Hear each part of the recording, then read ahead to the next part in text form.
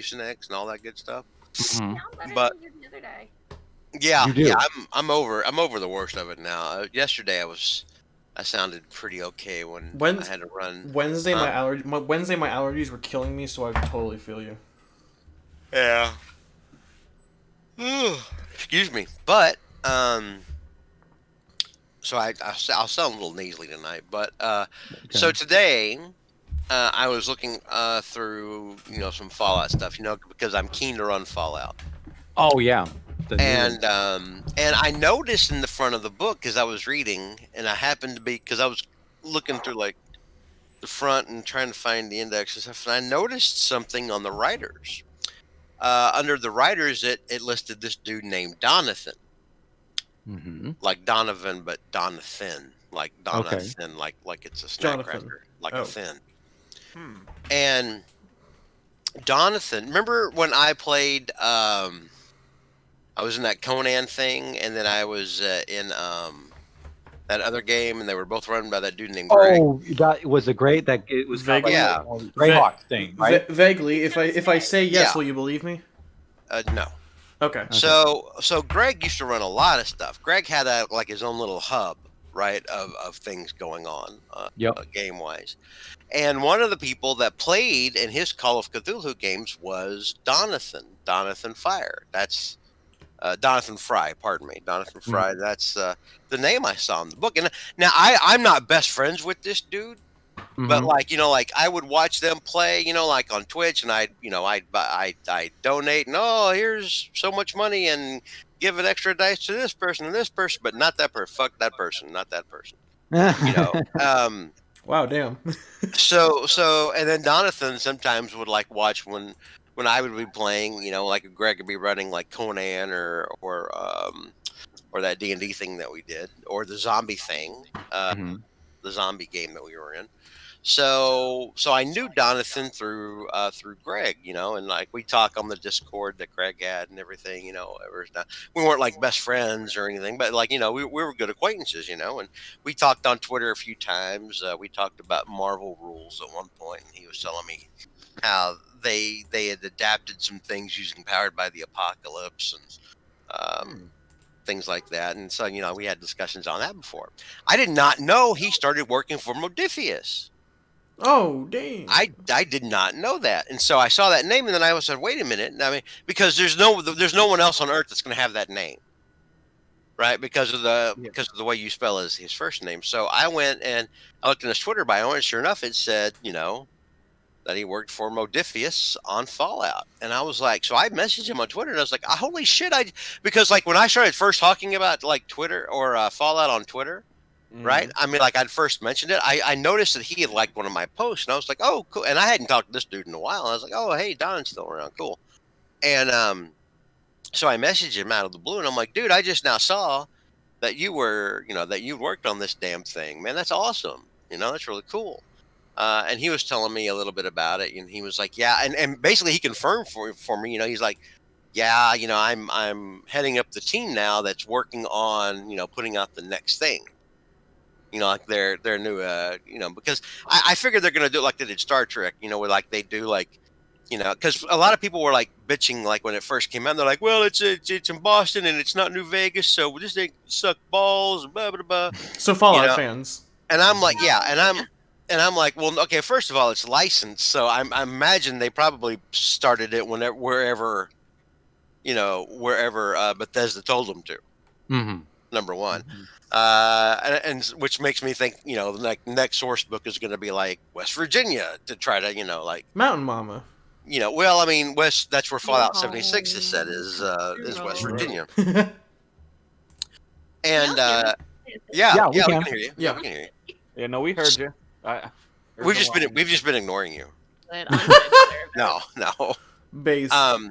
So yeah, I didn't ask him because I figured there's, number one, you don't want to put that on one of your friends. And I was like, well, I can't talk about stuff. I just assume we couldn't talk about stuff, right? Because usually that stuff's pretty tight-lipped, and they won't even talk about it like until it's like ready to be talked about, right? Right. Yeah. So, but I had always just assumed that's what they were going to do. They were going to work on like each expansion would be like a new place, or maybe there's like a book and it's like, oh, hey, here's how to convert wherever you live, right, or whatever. Is it like with Star Trek Adventures where they release like a new quadrant expansion or? Yeah, something like that. I figured that's what it'd be like. And so yeah, he was like, well, yeah, we're working on the new books for it and everything. And he's like, it's going really well, and it's been so well received. And I was like, well, yeah, it's a great game, right? So he had told me, I said I was waiting for somebody to put up a character sheet on Roll20, and he said, well, there's a Discord I'm in where people are kind of working on that kind of thing already, and I think they've gotten some macros. And he was like, here, let me invite you over to this Discord where all these people are. Real quick, you're allowed to talk about this because you're allowed to talk about this live because we're live right now. Mm-hmm. Oh, it's fine. Okay, I just wanted to make sure we weren't violating like some kind of NDA he had signed. No. Just real quick, it was a real thrill to learn that somebody I'd watched before and had talked to a few times was actually doing this. I told myself, dude, I'm very excited for you, and so I feel even better about this whole thing. Mm. So because of him, I got a macro from that other Discord. So I may start doing some trial. If you notice in our Roll20 game, it actually has number of successes. Mm-hmm. That's me testing it out. Okay. I'm working on getting some kind of Star Trek Adventures thing going, just off topic, but I'm trying to get that worked on. Mm-hmm. Nice. I'm gonna go live. It's never gonna happen, probably. At least not within the next couple months, because I'm. Oh, by the way, 3 weeks till I graduate. Yay! Oh, nice. Congrats! Now I have to figure out what I'm gonna do with the rest of my life. Yeah. So in 3 weeks, you'll have no excuses for missing D&D, is what I'm hearing. Yeah, basically. All right. I'll put a thing in for Neil's stream real quick. Okay. Good for you, Neil. Oh, yeah. Junie, you said you were gonna do it too, right? Yeah, I'm live right now. Well, I got my grade for my midterm, and the teacher was like, "Hey, if you don't want to do your final assignment, if you like the grade that you got, yeah, just whatever." Oh, I thought you meant like they were like calling you out on your bullshit. Like, dude, do you want to? If you don't even want to be here, we can just give you an F. And you can... No, yeah, but basically she's like, yeah, if you like your midterm grade, just take it and go. That'll be your final grade. I've got a 96. I've got a 96 in the class right now, so I might as well just take it and run. Take the grade and run. I mean, it's right. an. I got everybody. There you go. Twitch is gonna be on y'all now because I sing a lyric of a song. I'm sorry. I'm sorry. Nah, it'll be fine. As long as it's not like the original. I think you can do covers. Also, Brew, you sound sick. Are you okay? Yeah, no, I started at the beginning talking about how I was dealing with seasonal allergies. Oh, I wasn't here. I was grabbing a drink. Oh, well, that's what you get. I can confirm this. Like, it got so bad and it's still partly this way where like the sinuses are so bad your upper teeth hurt. Ooh. Have you ever had that before? Like it's that bad? Like it makes your teeth pound? I think right now, Virginia allergy season is upon us, and literally you can see the pollen like wafting from the trees. This is the first year ever where my eyes have hurt from all of the pollen. Kelsey used to have rough seasonal allergies, and then her anoids got taken out, and that's basically. Yeah, so she basically got like a whole bunch of space for her nose, and now she never has any problems. Yeah, oh I used to get them really bad when I was living in California, to the point I had like a walrus cough, which was fun. Oh yeah, it was. What I say, ew. How dare you violate Kelsey's HIPAA rights? Yeah. There you go. All right. So let's go ahead and get started. Who wants to give us a recap of what happened last week? A lot of crazy stuff happened at the end. What happened? Oh yes, it did. Who wants to give us a recap? If no one else wants to, I can give it a shot. Okay, all right. I was hoping it would be you or Alex or Rick because, quite frankly, y'all are really the only competent ones to do it. Oh, thank you very much. This is well, no. Wait, hang on. He's got a point. Yeah. Okay. I mean, in fairness, I'm not wrong. Yeah. Yeah. Well, and anyways, previously on Call of Cthulhu Hawthorne, I always want to say like the dark. I almost want to kind of voice the opening of Dark Shadows a little bit, where it says, "My name is Victoria," but I wish I could play the music, but that's not. I know, right? That's not the world we live in anymore. Yeah, I know. Yeah, but so previously, there was in the quiet little hamlet of Hawthorne, Rhode Island. There was a gruesome murder found in the red light district of this quiet little town. Apparently torn apart, partially eaten. At least that's what the cops know. The police know, because some of these details, of course, have not been revealed to the public. The prevailing theory is that this gruesome killing is the result of some kind of some tension involving the local gang activity. Like because after all, this is in the 1967. There is some probably drugs is on the rise, like experimental drug use is going on, and maybe there's involved in the heroin trade a little bit. Dang hippies. Yeah, Dane hippies, that's right. However, what is unbeknownst to both the locals and the authorities is that there was an eyewitness by the name of one Father Colin McMasters, who saw what, at least the way he described it to one of our characters, Father Dan Fitzpatrick, that it looked like what he saw looked like it was the devil or something, some kind of animal that walked like a man with horns and hooves and was just devouring person. And there was also another witness to this, a mysterious blonde-haired woman who may or may not have been a lady of the night. In any event, when Father Fitzpatrick heard about the news, he went to a mutual acquaintance, one former police detective turned private eye, Jay Jones, and told him about this theory. And Jay Jones had a very rather interesting theory that maybe the killer was that once believed to be extinct species of the Rhode Island grizzly,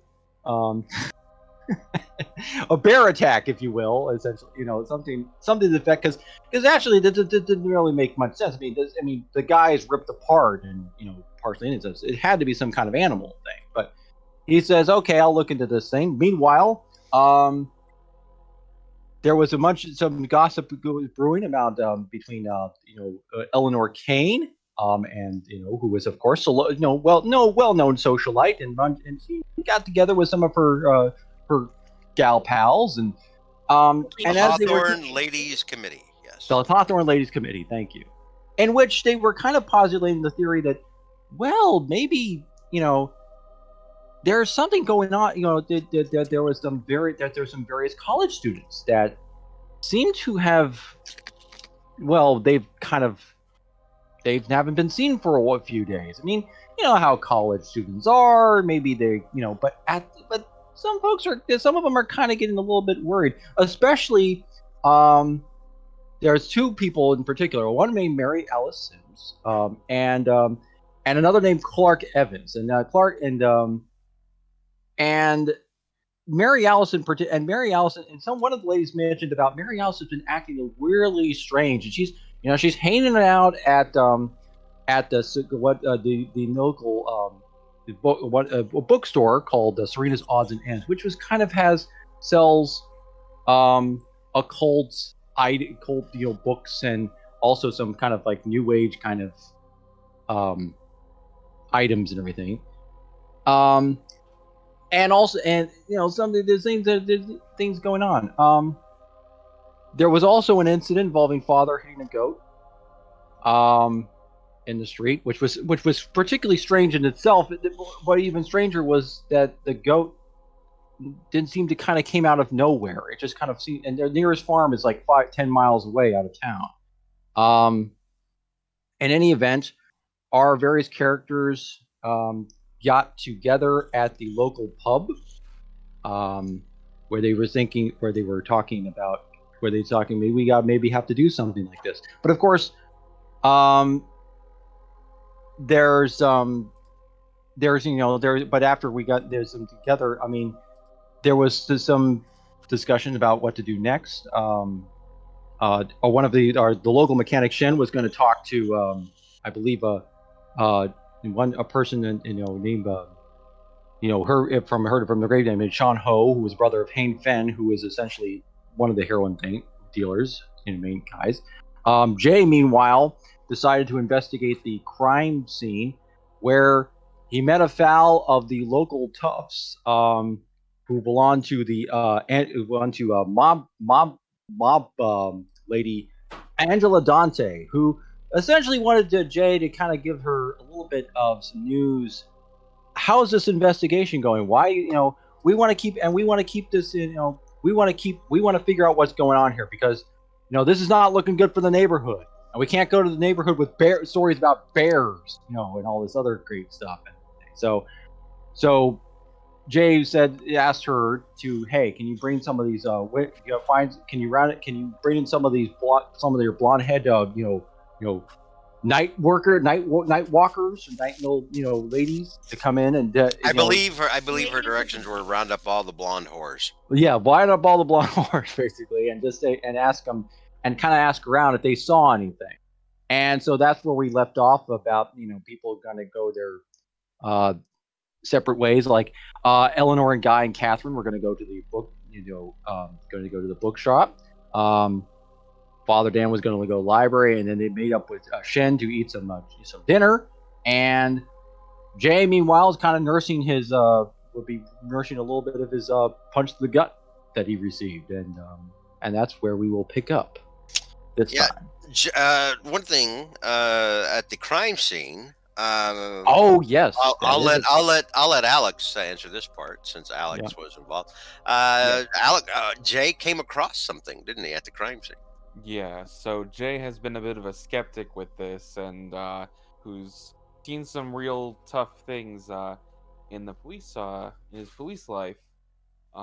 He obviously thought, like, well, yeah, people say they see a whole lot of crazy stuff, but it could be a whole lot of things, and honestly, it's probably just going to be a whole lot of, human on human murder.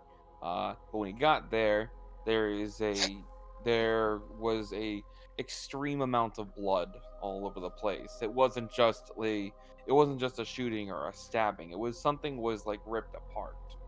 And in the blood splatter, there was a dry spot in the shape of a massive hoof. And unfortunately, that's kind of really puts a dent in the whole idea of it's just some human thing. So the skeptic is a little worried of what exactly is this or otherwise, but is going to keep moving forward. Yeah. So I mean, Jay saw firsthand. I mean, it looked like a giant goat print in the blood at the crime scene. But he tried to sell the mob boss on it being a bear. Yeah. All right. So the mob boss's general mood was, look, she wants this thing solved, but she doesn't want people poking around on the south side of town or in the red light district, because it's bad for business. Asking questions and parts of town where people don't like questions asked. Mm-hmm. All right, so we're gonna pick up. Actually, I think we're gonna shift a little earlier from where Jay first went downtown, because we're dealing with, you guys are broken up into smaller groups and you're doing things. So we're going to say that this actually takes place. We'll say it takes place right as Jay is heading into the south, trying to investigate the crime scene. But we have Catherine and Eleanor and Guy, who are it's me, Guy. Yes, who are going over to the occult bookshop. Serena's odds and ends. Real quick, I don't know. If anyone else still has a title card on, or if I just need to refresh. Yeah, we haven't moved off yet. Okay. But it is a nice title card. It is a nice title card. It is. So Alex was when we left off. Alex was leaving here. That's where the Dante compound is. But over here at 33, that's where Guy and Eleanor and Catherine now are going over to see Serena. And let me get us down there. Here we go. I always forget about your character. I mean, that's on. That's Fucking reminded about One that. of these things. This is my fault for giving. Well, I'm not gonna say you guys for giving Neil player agency. The next thing we let Neil decide things. Yeah, no. We've proven that Neil can't be trusted to make decisions. So either the next character he has in Call of Cthulhu, or whatever next character he is, I'm just gonna pick the art for it. So you have your choice. Well, hang on. I had a good Thesa picture. No. Thesa was fine, but you've proven since then that you can't be allowed to pick character art anymore. This is why we. Just give him multiple choice. That way he feels like he has a choice. Right. Okay, you get to pick from these 4. 4. Hey, you're D. Neil, Yeah. what's your? Never mind. What? What? Were you asking what my profile picture is? I thought that was an explosive skill or something like that for some reason. No, No. it's Okay, good. Goodness. what was his name? Alan Berkowitz or David Berkowitz? No, Alan Berkowitz, like the Boston Strangler. Got it. Yeah, that's edgy or something. Yeah. All right. So try to ignore the fact that's the Boston Strangler. And Or because don't and suffer. because it's not. It's Eleanor and Catherine and Guy. Yeah, that's who You're it walking is. in, Eleanor's gonna be like, "No, Guy, I would prefer you not tell anyone I came here. I just need to ask a few questions. That's all. Why would I tell anyone that? I don't know. I have a reputation to uphold." That's fine. Eleanor's So- just gonna open up the door with a handkerchief, like Oh yeah. not gonna Yeah. touch it. Well, I mean, as soon as you get in here, Eleanor, and it's been a while since you've been in here. You've been in here one time before when you were so angry at your philandering husband that, you thought maybe you'd turn to magic. Maybe magic was real, and maybe things like hexes were real, and, maybe you could hex your husband or something like that. Like, you actually turned to magic, and you remember now the familiar smells of some of the unspoken things that lie in jars all throughout the store I'm that just gonna cross their arms and look very uncomfortable. that you would assume get crushed up, with mortar and pestle, and before they're poured into different tonics and elixirs. Germs too. Probably. So yeah, as the bell rings, you walk into the shop. And it doesn't just smell like those old things in the jars, those weird things, whatever they are, different kinds of plants, probably some, minor animal parts like frogs or newts, whatever, that are kept in formaldehyde. But also, the smell of old books. So in that sense, it's actually pretty good. It doesn't smell too awful. Old books smell good, even if they're satanic books. Hmm. I don't. Your word for it, George. Yeah. Formaldehyde. So as the bell rings, you see the familiar form of Serena Talbot come in from the back, and she's kind of straightening up her hair and not really paying attention as she comes through. She goes, "Oh, hello, welcome to Serena's." Oh, hello, Miss Crane, Mrs. Crane. Hello, Serena.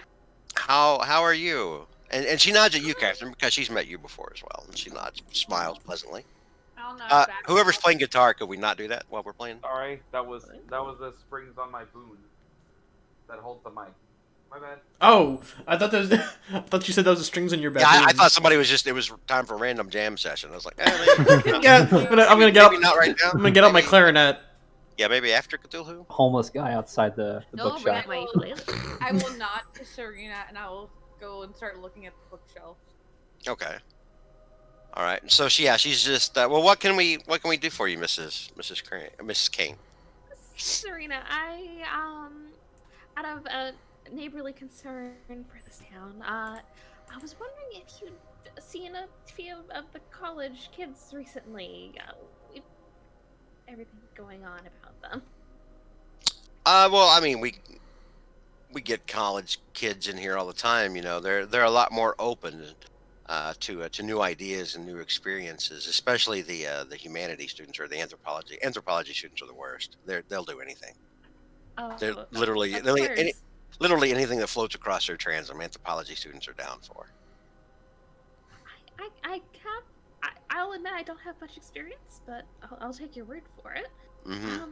But yeah, there's been a few of them. Clark Evans, and oh god, I'm trying to find her name in my notes. It's in the Discord. I put it. Remember in the thing I listed in there Mary earlier. It's in the reminders, yeah. Give me a psychology check, Eleanor. I'm trying to find it. It's on your sheet where it says psychology. Yeah, I'm trying. There's a lot of things. It's in the skills. Well, I mean, they're alphabetical. Oh, Look for the look for the P's. There we are. There you go. Did it roll? Okay. Yeah. Oh! Okay. Go ahead and mark that box off. Put a little. There's that little circle there next to the skill. Heck yeah. Go ahead and check that because you'll be able to see if you live through this scenario. You'll be able I just to. realized this is the first time I've rolled anything. Was it? Yeah. Well, last one was very talky heavy. Yeah, I'm here for it. So yeah, you can tell immediately when you mention that name because she has kind of a reaction to it. You know, where her brow kind of furrows and her nose crinkles a little bit, and she's like, Have you seen them? the Clark Evans. I think that's Mary Alice's boyfriend, but he hasn't come in here. But Mary Alice, yeah, Mary Alice has been in here before. And with your hard success, you can kind of see that she doesn't really want to talk about Mary Alice necessarily all that much, maybe. But she's admitted it to you. She says, "Yeah, Mary Alice has been in here before." Would you happen to know if she's been getting into any trouble or anything? We're just concerned about them. Well, I hear her boyfriend's kind of a louse. Oh no. That no one in the town really likes him except her. I don't know. Apparently, he used to be some kind of golden boy in high school football, but moved off to college, and then now he's back, and they just started dating again. But I don't know. I've heard from other people that know him. He's kind of a louse, kind of standoffish. Tries to be a little bit of a bully sometimes, maybe. I mean, I've never met him. Maybe it's just hearsay. Maybe it's not fair of me. I shouldn't talk about other people. Other people talk about me. I don't like it. So I shouldn't talk about him too much, I guess. Eleanor's kind of gonna nod no. I understand. Do you think that maybe she was looking into something like I was at one point because of him? With your psychology check, you can tell that like she knows more, but she's kind of wrestling with telling you anymore. Can I make a charm roll? Well, I mean, it's up to you. You could, if you want to make a charm roll, you have to explain how you're trying to charm her. You have charm, persuasion. Persuasion would be, like if you're trying to get somebody to, give you information, but they may or may not want to at any given time. But if it's charm, you're going to have to talk about specifically like how you're kind of buttering her up or trying to get her loosen her tongue. I think Eleanor is going to be doing her best to like seem relaxed and like they're just chatting, and I'm going to assume Serena, at least in Eleanor's opinion, probably doesn't have a whole lot of friends in the town, especially since Eleanor, as far as she knows, kind of all of the people she talks to don't like Serena, so she's gonna try and be like kind of gossipy and conversational with her almost. Okay, all right. I'll yeah, if you want to make a charm roll, that's fine, but you need to role play it out.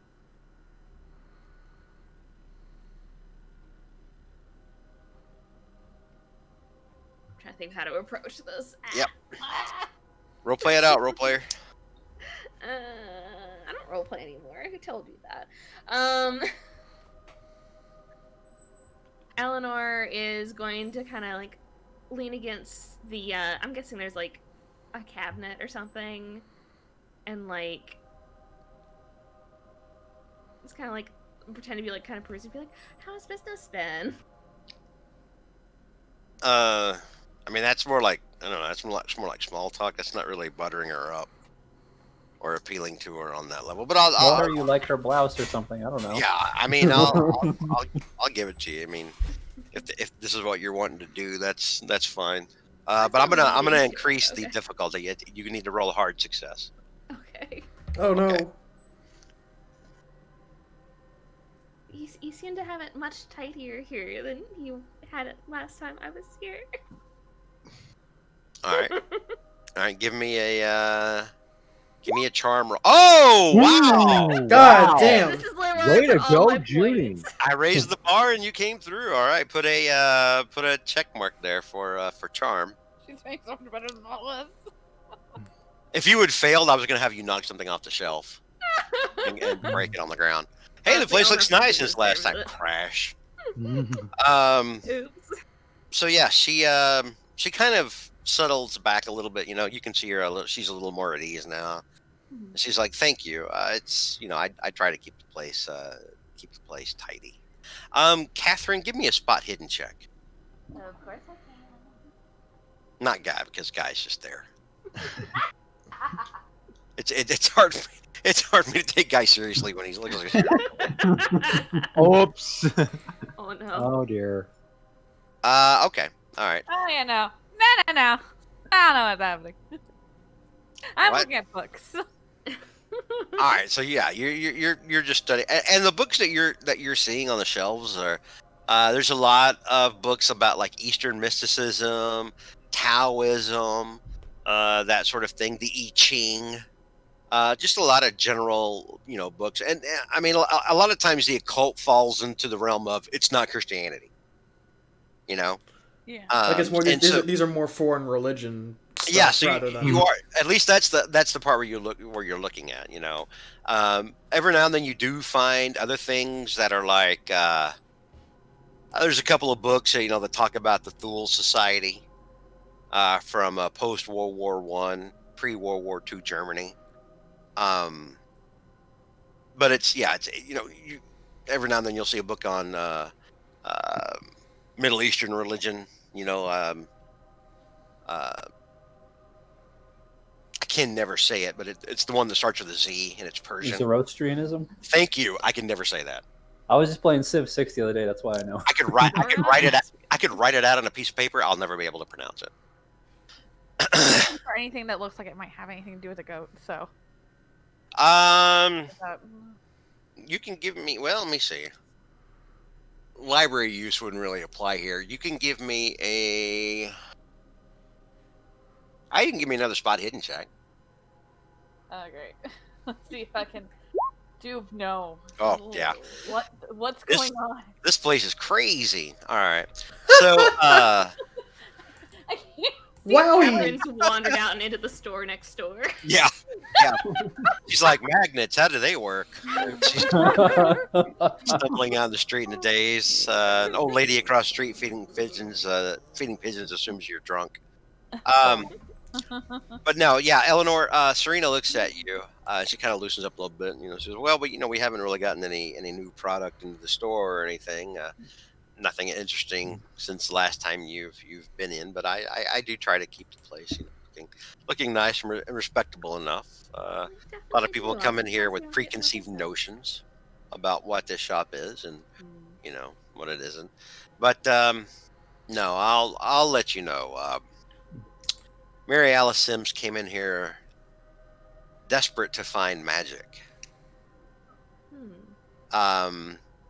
By the way she was talking, because she spent some time abroad, she had mentioned that she'd been in Britain for some time. I heard she'd done some traveling. Yes, My head would pop up when you say Britain. I'm just like, huh? She'd been in Britain. She said she'd spent some time with a group called the End. That's what they called themselves. And also mentioned that she had started to pick up magic while she was over there. Now, a lot of times over in Britain, it's what people consider magic. It's this. More superstition? No, not superstition. It's this, thelemic Aleister Crowley type stuff, which really is just nonsense. It's just an excuse to have orgies. Would I know what Fair. the end was? Give me a history check, Catherine. So where is history? Nope. It's under danger. It was not gonna happen. Oh, no. Wow. No, I'm not yeah, good at those. Oof. the odds were stacked against you. Yeah. Yeah. Yes. Natural 20 though. With a 5 in history, not so much. Yeah. All right. Like, I don't remember this. I don't remember this when I was last home. Fuck. So, she says, but the manner in which she came into the shop, she was very exasperated, like almost desperate to learn something else. For lack of a better term, almost like an addict. There are times when people come in seeking knowledge, and I can tell that they are. And she kind of looks at you intently now, Catherine, and she's like, I can just tell that they're, or not Catherine, Eleanor. She's, I can just sort of tell that they're not in the right headspace for it at the time. Eleanor's gonna look slightly affronted, but then kind of nod. Yeah, I mean, she's got a Yeah. She's got a brain. and so I listened to Miss Sims, but politely told her that I really couldn't help her, unfortunately. How did this group, The End, do you know anything about them? I've been a little worried about possible cult activity in town, and Again, she looks kind of reluctant to really divulge anything. I'm going to say still riding high off of that hard success you had earlier. You can tell she knows more than she's letting on. okay. But she's just kind of reluctant to talk about it. And you can kind of understand maybe her reluctance. I mean, the town, a lot of people in the town already don't like her, and so maybe, she's just a little more guarded about what she does and doesn't know sometimes. And don't worry, Serena, I'm not asking you this for gossip. I'm genuinely worried about, I mean, my kids live here. I just want to make sure that nothing strange is going on. Give me a persuasion check. Oh boy, this one I didn't put as many points into. Oops. Ah! Oh, lordy. You know the feels now. And so she kind of shrugs her shoulders and she looks down at the floor for a moment. She goes, well, I wouldn't worry too much about it, Eleanor. The End, they're in Britain. They're not here in Hawthorne. Do they happen to have any connection to goats by any chance? And as you say that, you see her look real uncomfortable now. Why do you ask that? It just seems to be strange things happening with goats recently. Strange how? Uh-oh. Someone the other night mentioned something like a goat man hybrid in the red light district. Probably just someone in a costume, but I'll admit it spooked me a bit. And You're talking about where the murder happened? yes, something like that. And the color kind of starts to drain out of her face now. Serena, do you know something about that?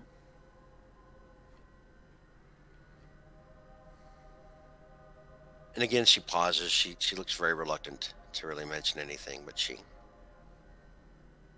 looks back up at you finally, and she says, "The End was is an ancient cult in Britain that worships Shub-Niggurath, the black goat of the wood with 1,000 young, the dark mother of the forest.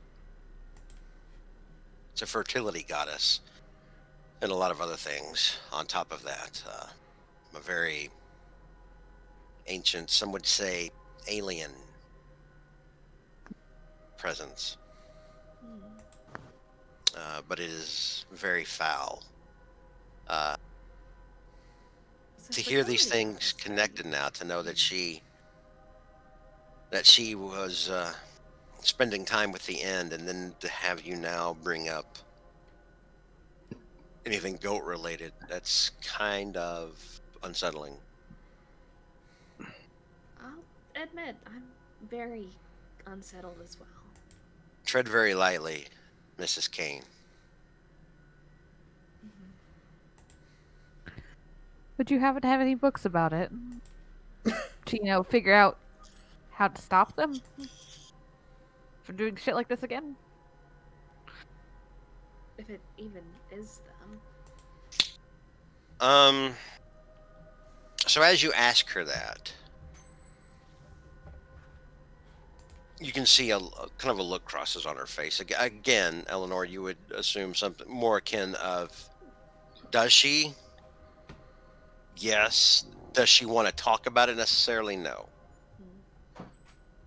But she says finally, I'm sorry, I don't have anything about Sumnagurath or the end, and frankly, were I you, I wouldn't try to find out such things. There's a price that can come with knowledge and learning things that were not meant to be known, and sometimes that price is terrible. I warn you off of that path, Eleanor.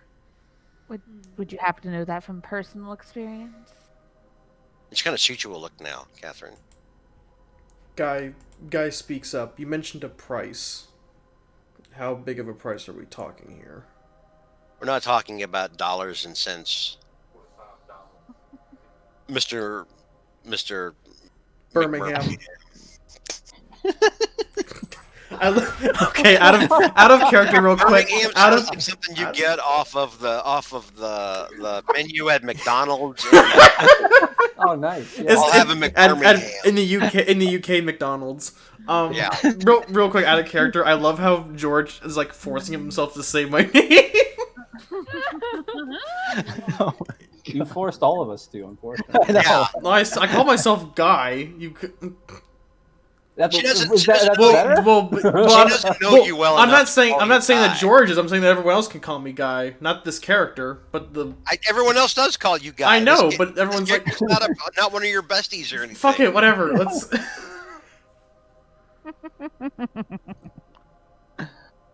Serena,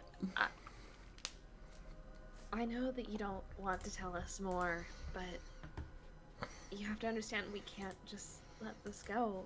Something's clearly happening here. This is our town. I mean, it's up to you if you want to tell us any more, give us any more information. You're a very smart, capable person, and I won't take that away from you. But either we learn it from you, or we're going to search on our own. And when you say there's a terrible price, wouldn't you rather help us than let us face that on our own? I would rather deter you from it altogether, Eleanor.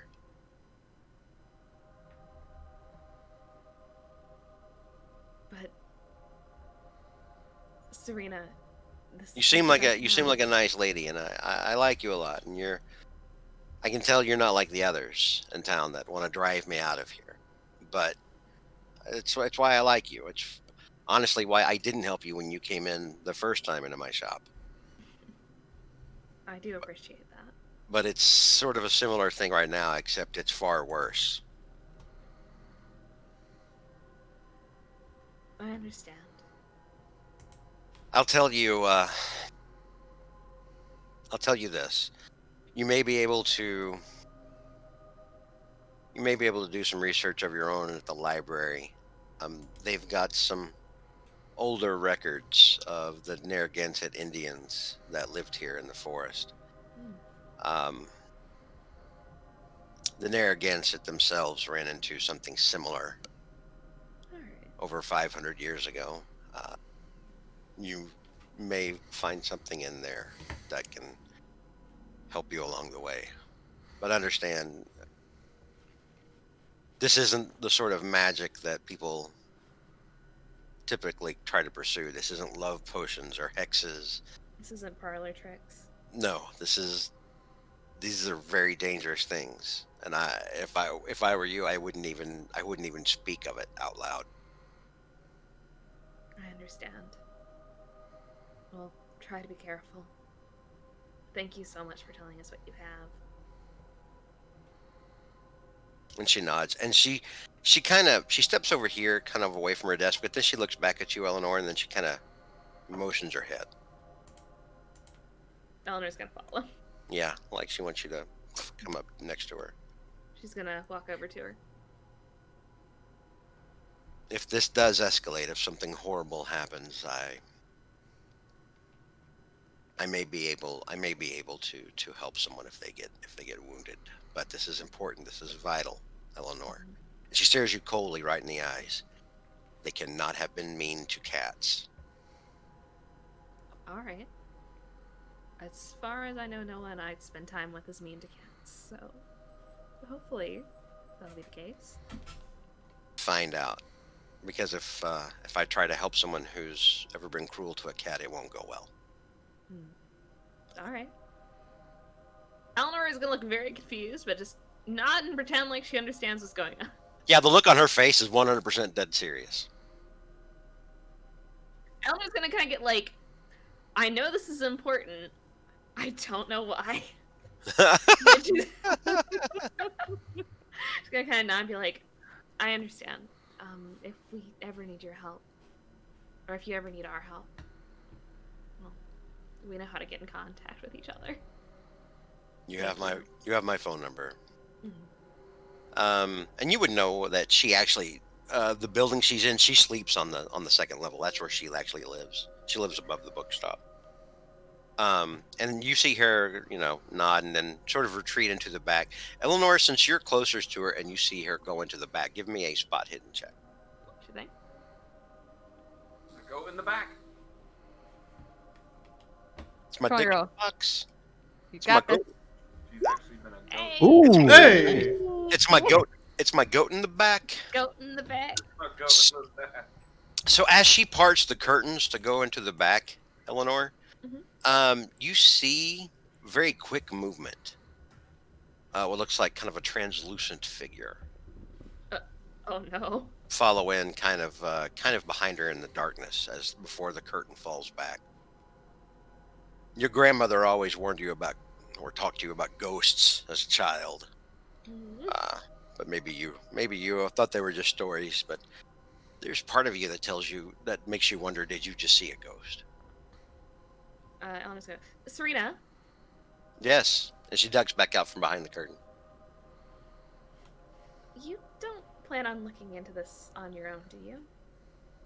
I'm smarter than that, Eleanor. All right. I'll just put wanted up to make my own safeguards around here. I'll make my own inquiries, but I'm not going to go after whatever it is. No, All right. because I know not to mess with such things. Eleanor's gonna, she gets the jab. But she's gonna nod and go, stay safe, all right? You too. And remember what I said about cats. No one who's been mean to cats. That's Yes. And she disappears back behind the curtain. right. Eleanor's gonna look very shaken, but she's gonna go back over to the oak and go, I think we should Before wait." you go back over, give me a listen check. Oh, should I? And remember, you can put a dot on your spot hidden as well. Oh, yes. All right, you didn't hear this. There's a lot on your mind right now. Saw a So you- ghost. Or what you think may have been. Yeah. He goes. Let's get out of here. Yes. Also, Let's George, go. real quick, out of character, how do you spell, was it Churvnagal? How do you spell what? Churvnagal? No, Shubnaguruth. Shubnagura. Shagnagur. I was gonna say, I spelled it wrong in my notes. Thank you so much. There you go. It's there in Thank chat. you. Shubnaguruth. I remember that name from playing Quake. Yeah. I'm just thinking about the Chevre cheese. It's not an equestrian name. Nope.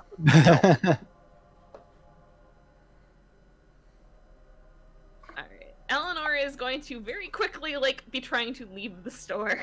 Okay, so we'll say that the three of you are outside of the store now. Eleanor, Guy, and Catherine. Is there anything you want to talk about before departing? Because I know Eleanor wants to go. She's keen to go pick her kids up from school. Yeah, she's I have not to letting go her with- kids walk on their own. Yeah. I will be accompanying Eleanor because that's my job. And I guess I'll be accompanying them because they asked me to. Okay. Did we? Yeah, Yeah, you did. Last Yeah. time you guys made it a point to ask Guy to come along. Well, Just Eleanor doesn't know that her nanny is ex-marine, gangster, everything. Yeah, she doesn't know that her. She doesn't know that The only thing I'm good at. she doesn't know that Catherine worked for the gang equivalent of Blackwater. So Yeah, So, she doesn't you know know that what? Catherine was a Westie. It's fine. Guy may be a filthy commie, but at least he's a guy and he can come along and no one will attack them. Yeah, yeah. She's like, thank God we have a man here. And then Catherine's like, I'm literally the deadliest person in the party. I will. I have seen all these moments like tears and rain, time to die. Catherine's like, I can circumcise a fly with a pistol. But sure, thank God we have Guy. Thank God we have Guy. Catherine never told her that. As I'm like, yes, thank God we have Guy. As I'm driving, just thinking of all the ways I could. Well, you guys haven't made. Okay, so we'll say that you make it back to the car. I'm trying to give you three a chance to talk about what Guy what's down. Guy speaks up first. Well, that was strange. Did you all hear that entire conversation about Shub Nagura? Bits and pieces. I caught bits and pieces of it. I'm a bit worried. I think that at some point we need to head by the library. Yes, I would agree, ma'am, that we should go to the library to do some more research. Agreed. Mm-hmm. I can do things there. Yes, apparently there was something to do with Shub Nagura that happened hundreds of years ago with the natives in the area. So, definitely I something think- to look into. This warrants investigating. We'll head to the library.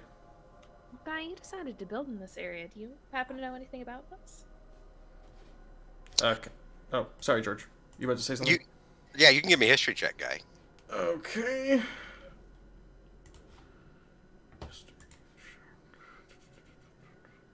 Good luck. Yeah. Oh, Oh God! I mean, everyone in town knows that they're where once upon a. I mean, you're on Narragansett Bay, and you know that once upon a time, to the west, that's where the Narragansett Indians lived, at least here around Hawthorne. But no, nothing about any sort of Shub-Nagurath or anything like that. No, nothing about this Shub-Nagurath. Fair enough. I just. All right, so Strange. Eleanor and Catherine wanted to go pick up her kids from school. Guy, you wanted to go to the library? Is that what you said? Yes. All right. We're gonna leave you there because we're gonna pick up with. Oh, here. Let me put you guys in the GM layer. We're gonna pick up with.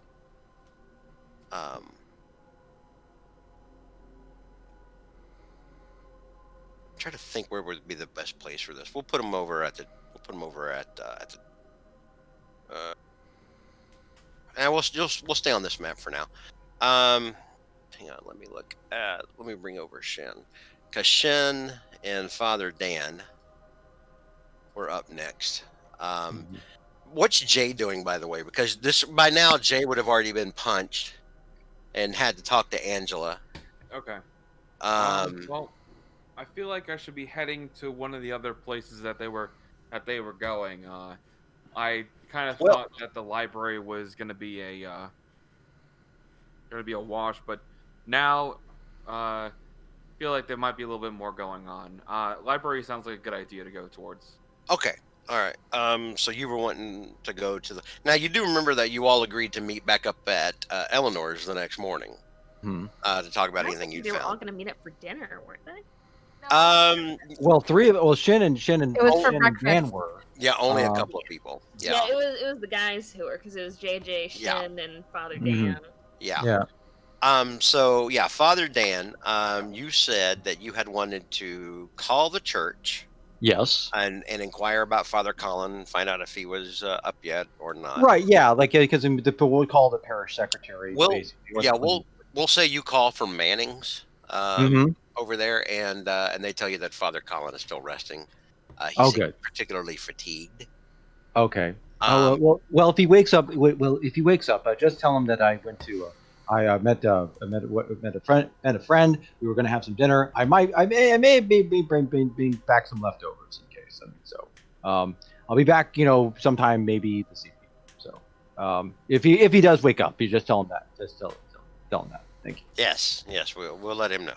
Thank you very much. And he goes to, and then so he's going to go with Shin, I guess, and as I guess they're driving, he says, make sure that I guess, don't forget they'll take a look at the car. I guess if you're gonna go by your shop, I know it's closed today, but oh well. That's it. So you were wanting Shin to give you a lift to the library? Yes, Okay. because he doesn't have a car. Because it's all Yeah, your car is All at right. the shop. So Shin, is that what you want to do? Do you want to like drop him off at the library and then go look at his car, or what do you want to do, or is there anything Shin wants to suggest to the father? Let me think. Well, he probably does need his car, but I don't know. Unless Dan wants him to stay, he'll probably just go and work on the car. Because remember, the shop was closed today because of the gas leak. Because of the gas leak. That's true. All right. I'll come. I'll keep him company then. Okay. All right. So you drive Father Dan to the library. Give me a second to set up the library page. I'll give you the exterior of the library until then. How about that? Oh, that'd be nice. Oh, yes. Ooh. Why are all libraries so brutalist? I hate it. Ask Guy. Yeah, guys. That's me taking my Ayn Rand libertarianism and fucking blowing up the building when it tried to look nice. I mean, literally, that's true because Guy designed this library. Guy read The Fountainhead. That was his inspiration for this. Oh my God. Wow. Yeah. As you two walk in, What an ugly library. yeah. It certainly doesn't look very pleasing. I mean, Yeah, Father. these days. Father Shin Father Dan and Shin. As you walk in, you see Jay and Guy having a lively discussion about collectivism. And Father Dan's like, I am not going to even get into this because I'm not into it. So in any case, you hear Guy going on and on about looters. he's like, okay. He says, so he's going to turn to the library. I can't really read her name because the print is It's Lydia small. Lewis. Thank you very much. I like the placement of that icon, by the way. Yeah. Yeah, that's Miss Lydia Lewis, Yes. the young librarian. Okay. Who's Right. at the front desk, and she kind of watches you with beady eyes behind her glasses. Yeah. We're closing soon, you know. Oh dear. He says, well, I was hoping I was going. He says, well, it's all right, Miss Lewis. I was hoping to check out something look at some local history, if that's okay. Maybe there's something to pique my interest. Guy turns to her. Don't worry, Lydia. We'll be out of your hair before you know it. Promise. Make a persuasion check. Okay. Which one? Me. Guy.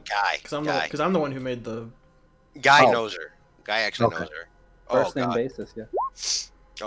Oh. Jesus Christ!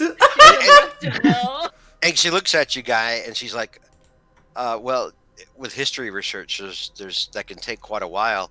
It is currently, and she points at her watch now on her hand. She's pointing at it with her finger. It's currently, and she holds the watch up. It is currently 3:15. We close promptly at 7. Oh. I feel this energy so bad. This is me every day at work. We close promptly at 7. No ifs, ands, or buts. Of course. Keep that in I mind, mean, Miss we'll be finished by then. Promptly at 7. Okay. Understood. And she kind of like watches you all over the rim of her glasses. You know, she kind of like points her face down and does that kind of thing where she's like staring at you over the top of her glasses. Oh, just out of curiosity, one more. I do have a question. Do you have one of those microfilm projectors, right? I mean, we are a state-of-the-art library here in Hawthorne, Father Dan. I'll have you know. Of course, we have microfiche. I couldn't. Of course you are. I mean, I just wanted to. I wanted to look at some state-of-the-art modern library, Father Dan.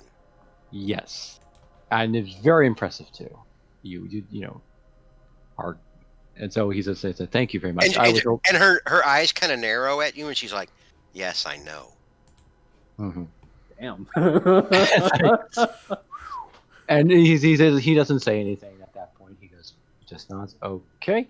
And he says, well, do you know where you keep the microfilms of local papers around? How far back, Father Dan?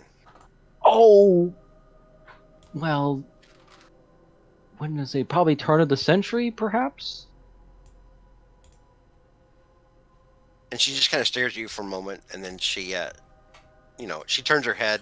She keeps her eyes on you, but she turns her head towards this woman in the back. Edna! And then that kind of gives a scared, oh, yes, Lydia. Yes, what is it, Lydia? What do you need? Take them to the microfiche section. Take them to the old section. They're looking for turn of the century items. Perhaps older. And she kind of raises her eyebrow. And then she looks back at Lydia. Remember, Lydia, we don't ask what for. We just take them to what they want. And she gives her a very pointed look. And Lydia's like, and Edna's like, yes, I know not to ask too many questions. And she nods. Like maybe this is a thing with Edna. Like maybe Edna's too nosy. Okay. What's going on with this place? Well, thank you very much. We'll be sure to be out of here before 7. Edna will show you the way, and no questions asked. And she kind of looks over at Edna again. But she's really assuming they don't want anyone to ask the question. She even, as Edna's walking away, she does that thing where she puts 2 fingers up to her eyes and then points them at Edna. She's doing that kind of a thing at Edna. I'm watching you, sister. Is a nosy bitch. Free Edna. This girl does not deserve this. No kidding, man. give her a hug. Harsh. All right, so there's 4 of you in the library trying to research. Let's get into some specifics, because I know we'll start with Father Dan first. Father Dan was the first one that wanted to do some research. Mm-hmm. He'd mentioned it in our Discord last week. So Father Dan, what is it specifically you're wanting to look for? I want to look for books on local history, specifically local folklore, and also compare them to any previous accounts and papers about, like, if there's been any other kind of sightings of mysterious sightings, like a goat, of like kind of like something that looked like a goat or whatever it is, or some kind of similar occurrences in the past here in Hawthorne. All right, so what it sounds like is like you're trying to construct a lattice work of like book research and then cross-index it against newspaper articles. Yes. Right, Yeah. Mm-hmm. Yep. Very exciting. Very exciting. All right, Guy and Jay, what is it you would like to research? I was going to ask, so Guy, the store, can you run it by me one more time, really quick? I feel like I misheard a few things. Yeah, so Guy basically starts explaining. He goes, so basically, Eleanor was talking to the shop owner. I didn't catch a whole lot of their conversation, but they mentioned something about Shub Nigurath. And they also mentioned about a price. I asked about sorry. That's okay. Guy and Jay, give me a spot hidden check as you're talking. Oh boy, here we go. Spot hidden's already. Oh my god. Okay. Whoa! How do you fail that, Jay? Dang! No. All right, give me a spot hidden check. I Guy. am trying. Jesus Christ! Oh man! Wow. Anyone who's played Right. XCOM knows a 75% chance is practically a miss. Yeah, well, yeah, that's, and 75% of the people who play XCOM know the truth that XCOM cheats. It's not. It's I lies. know. The numbers lie. All right, so yeah, you guys don't see anything. You guys don't notice anything different. Continue your discussion. It's not Okay. important. So Anyway, I was at the price thing. Yeah, price. is it like a book? Like So it's what exactly are they selling or buying? Foreign religion, mostly occult stuff. Foreign religion stuff. Okay. Where did they say? Where did they say that one college kid came back from? I'm checking the history tab. That would be England. England. In England. You were literally just in a conversation where that happened, where they discussed that. I mean, minutes ago. All right, I'll turn and go. A religion called the End. Yeah. Well, it was a cult called the End. A group, an Fringe esoteric religious order. movement called Yeah. the End. All right, I'll turn and go to Miss Lydia and say, "Hi, we're looking for some books of some religion in England, etc. It's for some research for a upcoming trip." How far back in England? Back to the Roman era, or how far back? As far back as you can give me. Oh, I see. A challenge. It's her face kind of crinkles, and for a moment there, you almost think she's turned on a little bit. Do you think? Do you think you can handle that? Don't say that. Okay. Oh my God! No. It's heating up here in the library. You'd be surprised at what I can handle, sir. Go into if you're gonna do this, go into the bathroom. What? That's out of character. That's out of character, by the way. What? Okay. What does that even mean? It's all good. All right. Listen, don't hate the player, hate the game. God.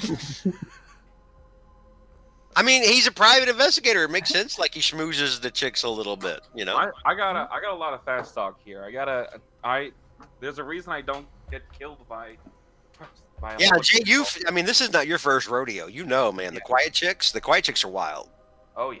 Oh yeah, yeah. So she's like, yes, follow me this way, sir.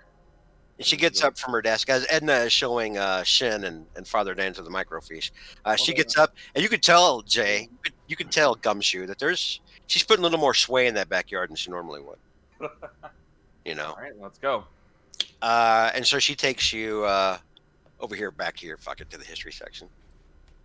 Over here. Yep, I'm moving.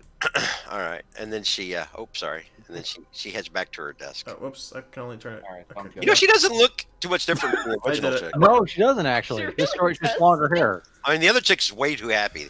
I mean, Lydia is smiling pleasantly. Imagine being happy in a library. This chick is like, Hey, this chick right here is like, I'm working at the library, and there's literally nothing better. Like, okay, I've been called by my coworkers upsettingly happy to be at the library, so it's fine. That makes sense. meanwhile, a guy decided to do a Upsettingly headstand at the over by the Yeah, I tried yeah, shrinking it. I tried shrinking it down. It didn't work. Yeah, we'll write guy here. All right.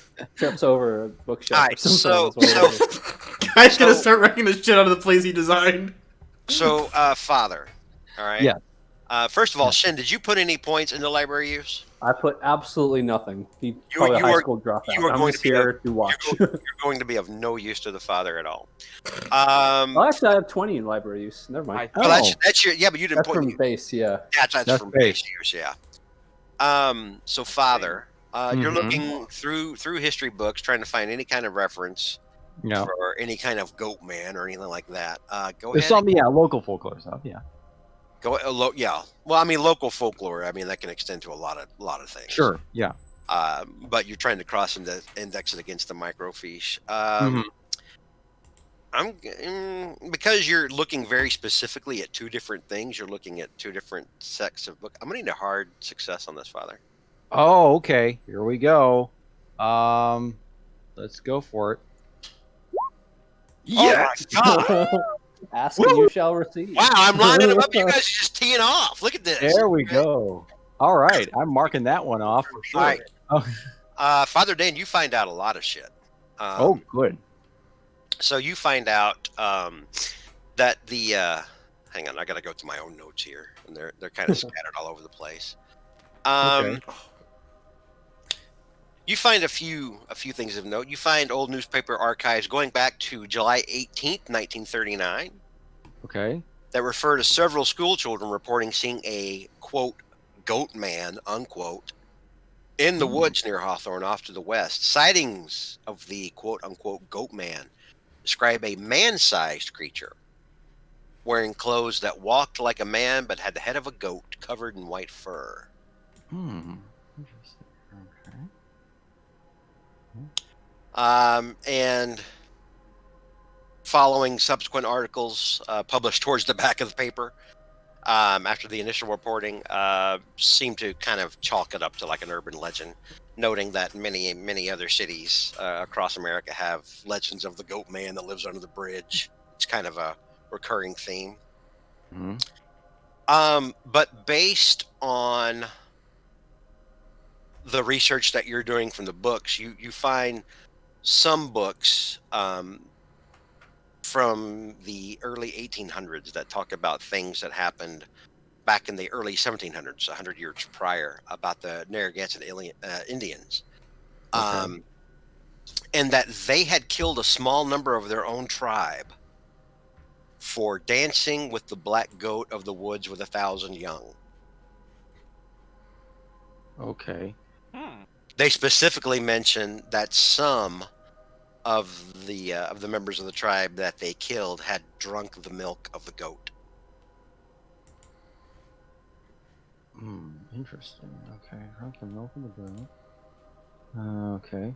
And can you put the name of the? Can you? I mean, I know you meant this was mentioned earlier, but the Narragansett Indian. Can you put the name? How you spell that in chat? Narragansett Indians? Yeah, hang on. Yeah, because it's Okay. For those of you who weren't paying attention, and oh no, I knew I heard the name. Yeah, Narragansett. yeah, because I was trying to see how you could spell that. So, okay, Narragansett. Okay. Mhm. And they killed members for. Okay. And the book that you're reading this out of cites this going back to like 1716, Okay. like way back. Oh, okay. So yeah, so he's getting his point that this is not some So as he's fearing, this is not some isolated thing.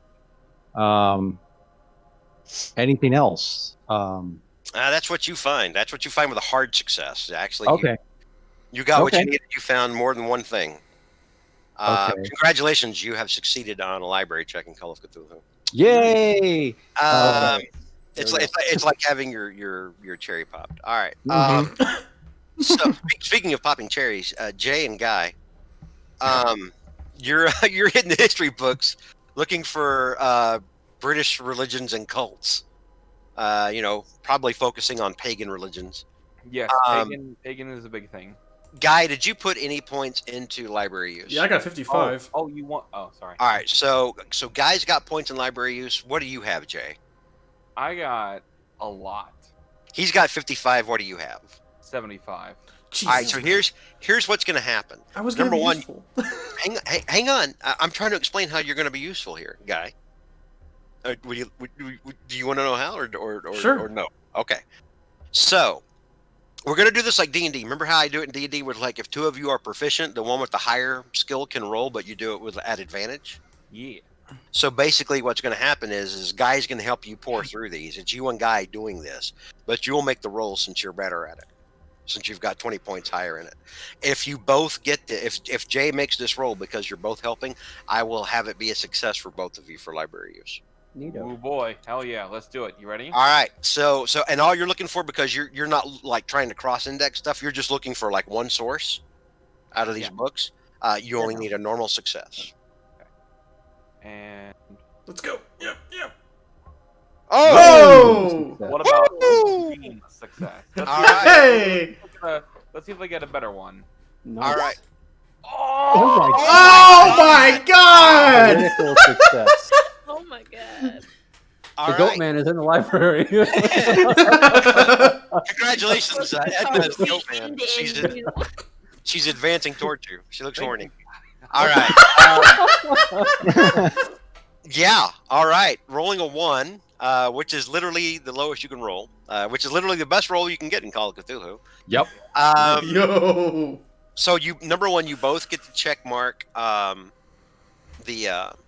and in the future you can just click on the bonus penalty. I think it'll roll the new single dice for you, and that's what you use as your 10s.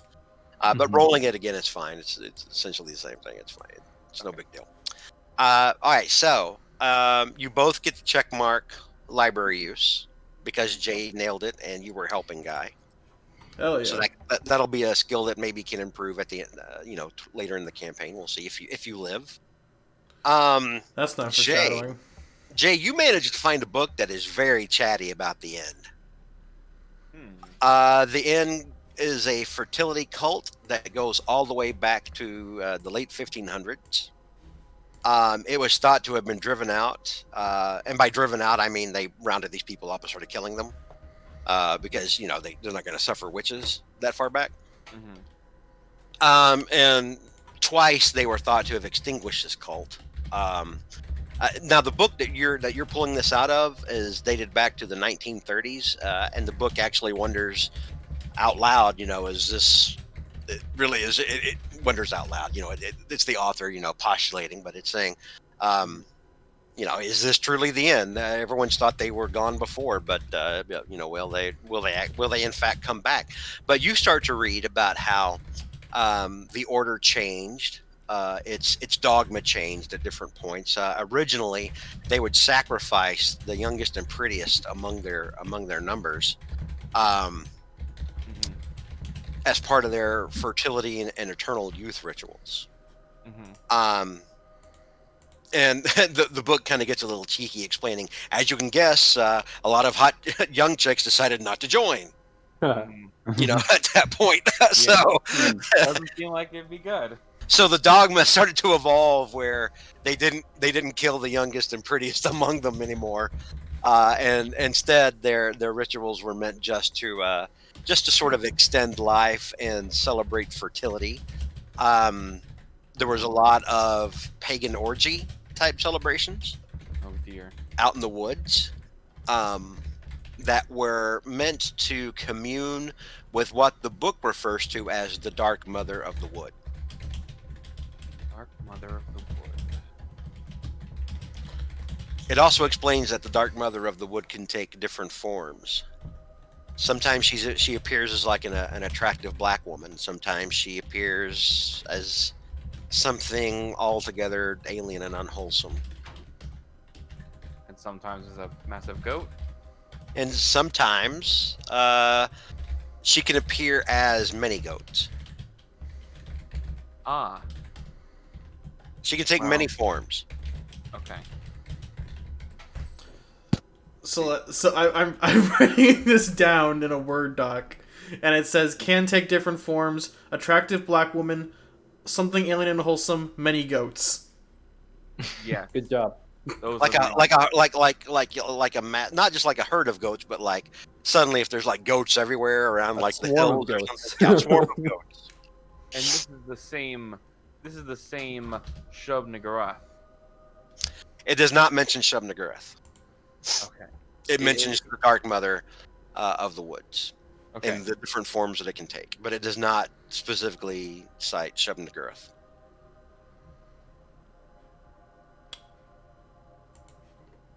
Give me just 1 second. And the reason I'm doing that is because some of you have information, and then others of you have information. It's going to be up to you guys to see how well you've been following and what your characters come up with. As to because some of you have different pieces of the puzzle there. Sharing information, never.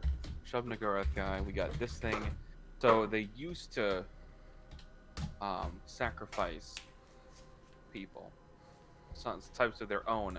Then they were kind of more of a long-lasting and more, I guess, I'm not gonna say wholesome, but non-murdery rituals.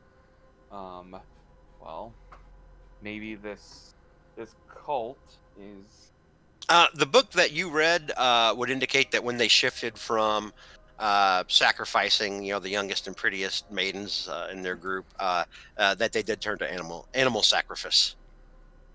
Got it. Okay, cool. Animal sacrifice. Okay, got it. That's the spell incantation they use as they're slitting the throat. Yeah. All right. Well, this book seems very important, and may have to read through this a few more times. How much time has gone by as we've been reading through this? Between the research that Father Dan has done and the research that you and Guy were doing, trying to find the right book on ancient or on old pagan religions in Britain, you do see now that it's about 6:58, and already Lydia is standing up at the desk, like watching everyone like a hawk, ready to shut it all the fuck down. Guy kind of tugs it. Guy kind of puts his hand on JJ's shoulder. We kind of gave her our word that we were gonna get out by 7. So We did. Let's go hold to it. We'll head up with the book, and when we get to the desk, we'll say, "I'm gonna need to borrow this one for some reading at home." I need your library card, sir. Okay. I'm going to Give me a luck check, Jay. luck check. Yeah. You'll Yeah, better I'm- have a library card. Give me a luck check. Nope.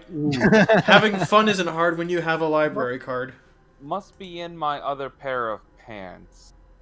I'm gonna kind of lean over a little bit to the desk and saying, "Could we just forego the library card? You can write my name somewhere. I'll be back." Oh, I can. Junie's freaking out. Junie is freaking out right now. The Right. librarian and Junie wants to rip this dude's head off. No! How dare you? Jay, Can I make Do a you- fast talk roll or? well, well, you just said there was more. That was more charm than anything, I think. Okay, so I didn't actually put a lot into charm, so obviously I'm just gonna have to roll through it. Oh! Dang. Walk down on that one. Just slip your address like, you know where to find it if it goes missing. Oh no! She kind of reaches back. She kind of reaches back and straightens her hair a little, Jay. Yeah.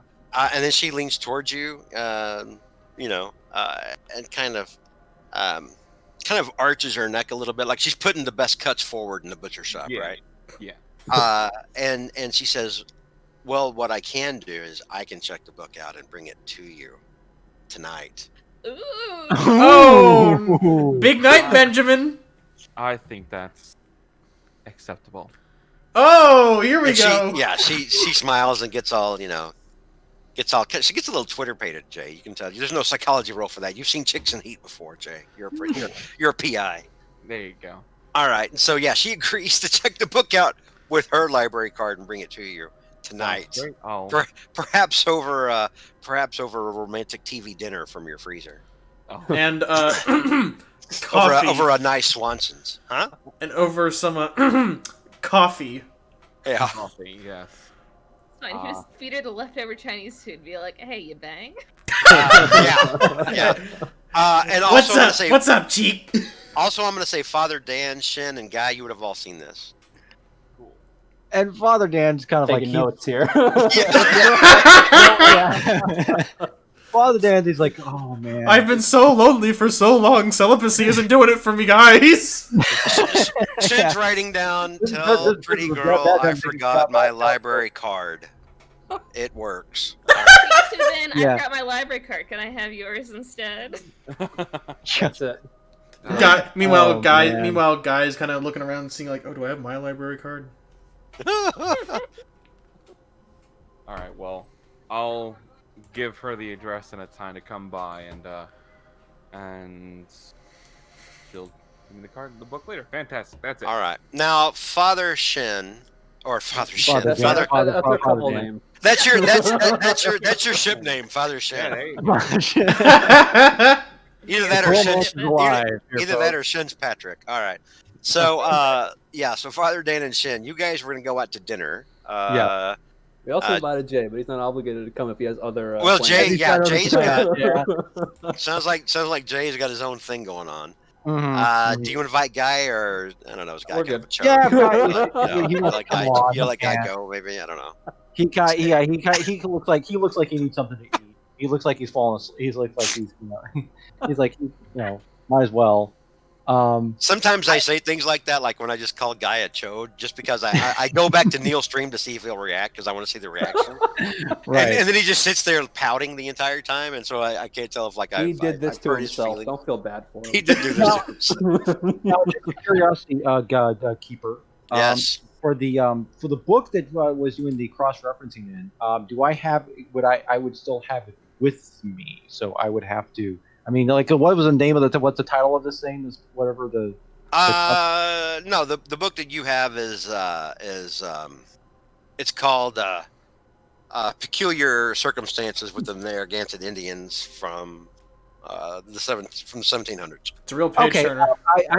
I'll think I can try to check the book out if I have enough time.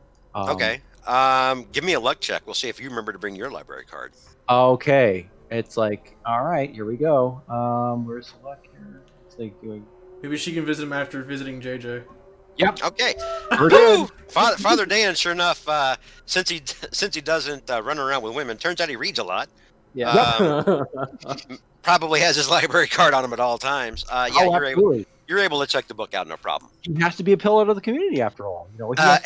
And as she's checking it out and she's stamping it and everything, she's handing it to you. And as you reach out to take the book from her hand, she kind of holds it fast in her hand and she's staring right at you. 4 days, Father. Of course. 4 days. Don't make us come find you. That's very. Oh my God! Well, you know where. Well, you know. Of course, it's pretty easy to find where I am. This woman is my spirit animal. Did she and Catherine work in the same death squad together, or what? Good grief, man. He says, "Indeed," and he says, "Thank you very much." And he privately says, "Oh, I have seen the devil incarnate, and now in this library." And her name is. No, I'm just kidding. I'm going to post this. One of the things that made me think of this is an old Bloom County. For those of you who remember what Bloom County was, it was an old cartoon show. Anytime I ever talk about how Neil sounds like he's oopak, I'm referring to the cat. Yeah. They had a librarian cartoon from back in the day that made me think of this lady. And I think of Juniper sometimes when I think of this. I think of this cartoon, Really? with the don't make us come find you kind of a thing. Yep. All right. So yeah, she hands over the book. She takes you at your word. She's like, Yeah. Remember, if you don't turn, you know what happens, Father, to people that don't turn in their library books on time. And I know. She kind of points to the ground like she's pointing towards hell. Oh yes, I'm very much. I hear that a lot. I mean, it's common. Of course, I can't go into details, but I will be sure to promptly and swiftly return this book as in appropriate time, perhaps even earlier. My lady. We'll all pray for the souls of those who don't. A 50 cent fine for every day it's late. We'll send it to the church. People will talk. Father. Man, we don't even charge 50 cents a day. Yeah, sure. He says, okay. He says, very good. In fact, I will pay some of it in advance. And he pays her 50. He gets 50. Gets a nice little, $50 out and puts it down. He says, "You think this is a game, Father?" No. As Guy's walking out, he taps. He puts his hand on Father Dan's shoulder. It's like, have fun. And he's like, and now he's looking kind of confused and thinking, okay. And he just, he says he's not sure if he wants to take it back. What's going to happen? While you're behind, leave it. Just go. Just get out while you're still ahead. He's like, he's very scared at this point now. He says, I think I'll just go. And he quickly walks out the door with this. All right. So we know where Jay's going. The rest of you, did you? I can't remember. Did you invite Guy to dinner or not? Yeah, he has You it. did. But Okay, Guy, are you going to dinner or are you going home to continue to disappoint your girlfriend? Okay. Oh, I know you it's have. I know hard. you're not watching the stream, but I'm looking at you right now, George. I'm looking at it. I'm looking at it. So, yeah, Guy, what are you doing? I'm gonna disappoint my girlfriend. Okay. dinner, All right, so dinner, Guy- dinner with Jesus. Yeah, Guy goes home to they're at the I love you stage now. Guy told her I love you for the Oh. first time Yeah. last week. He's ready to disappoint her in all new and exciting ways. Yeah. Hey, babe, I know that we've been living together, for an undisclosed amount of time, but, love you. I'm gonna pick up my game, and I think by the end of the year I can make it to thoroughly average. All I need is some penis enhancement pills. Whoa, easy. Family streams. Okay. What? So- Where have you? Notoriously a family game.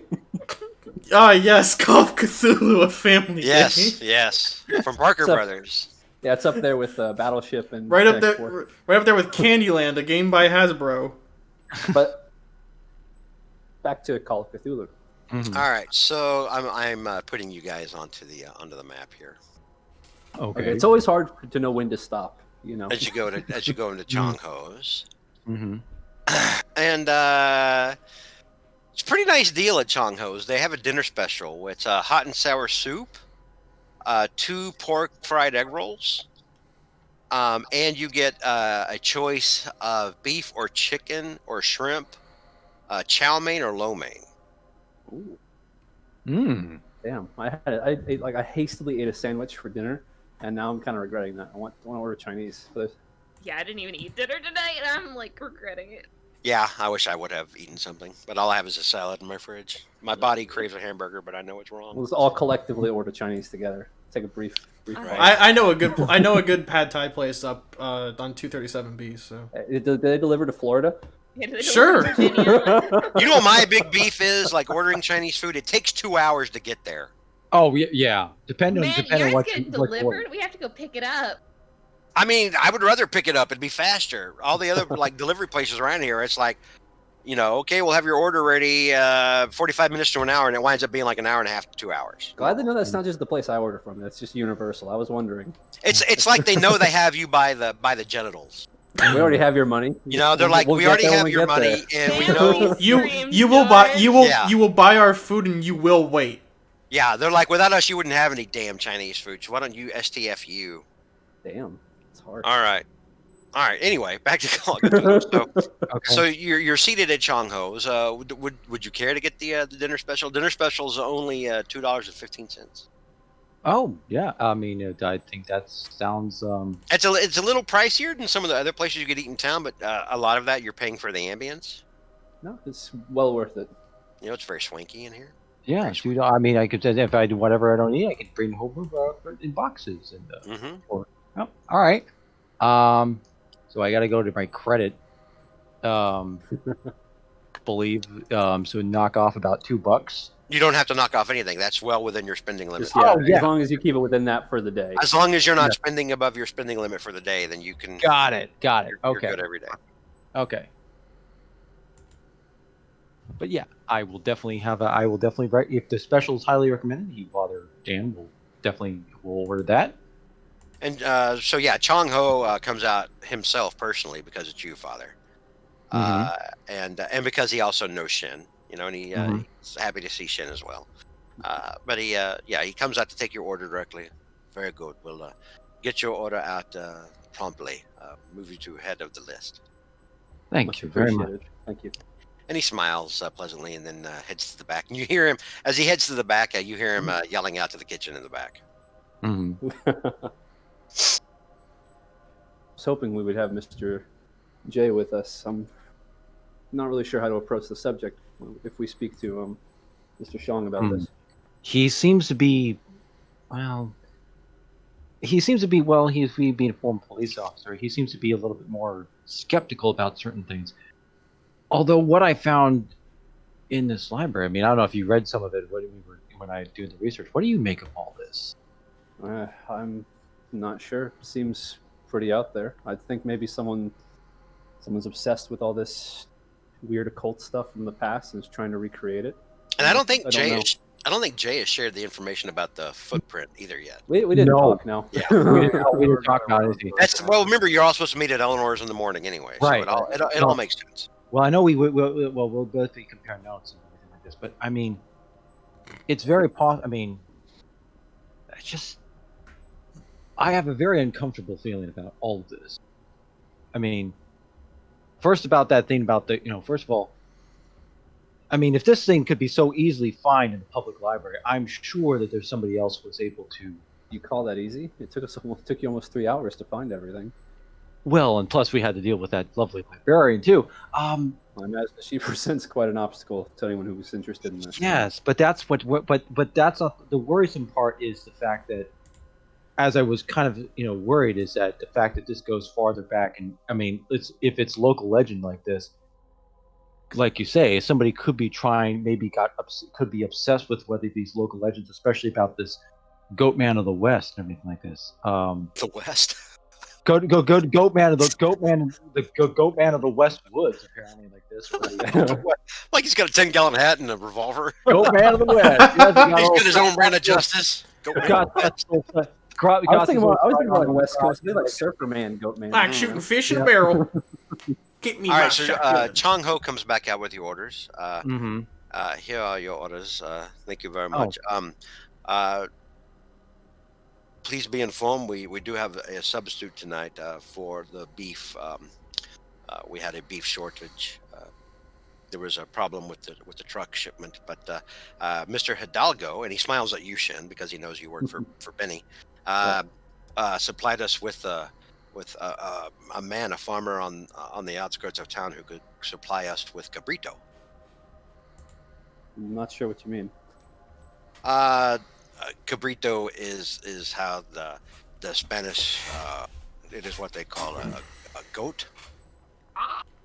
Actually, it's all the same. And he puts the plate down in front of you. Yep, that's why they call it a chupacabra, because chupa means to eat, and cabra is goat.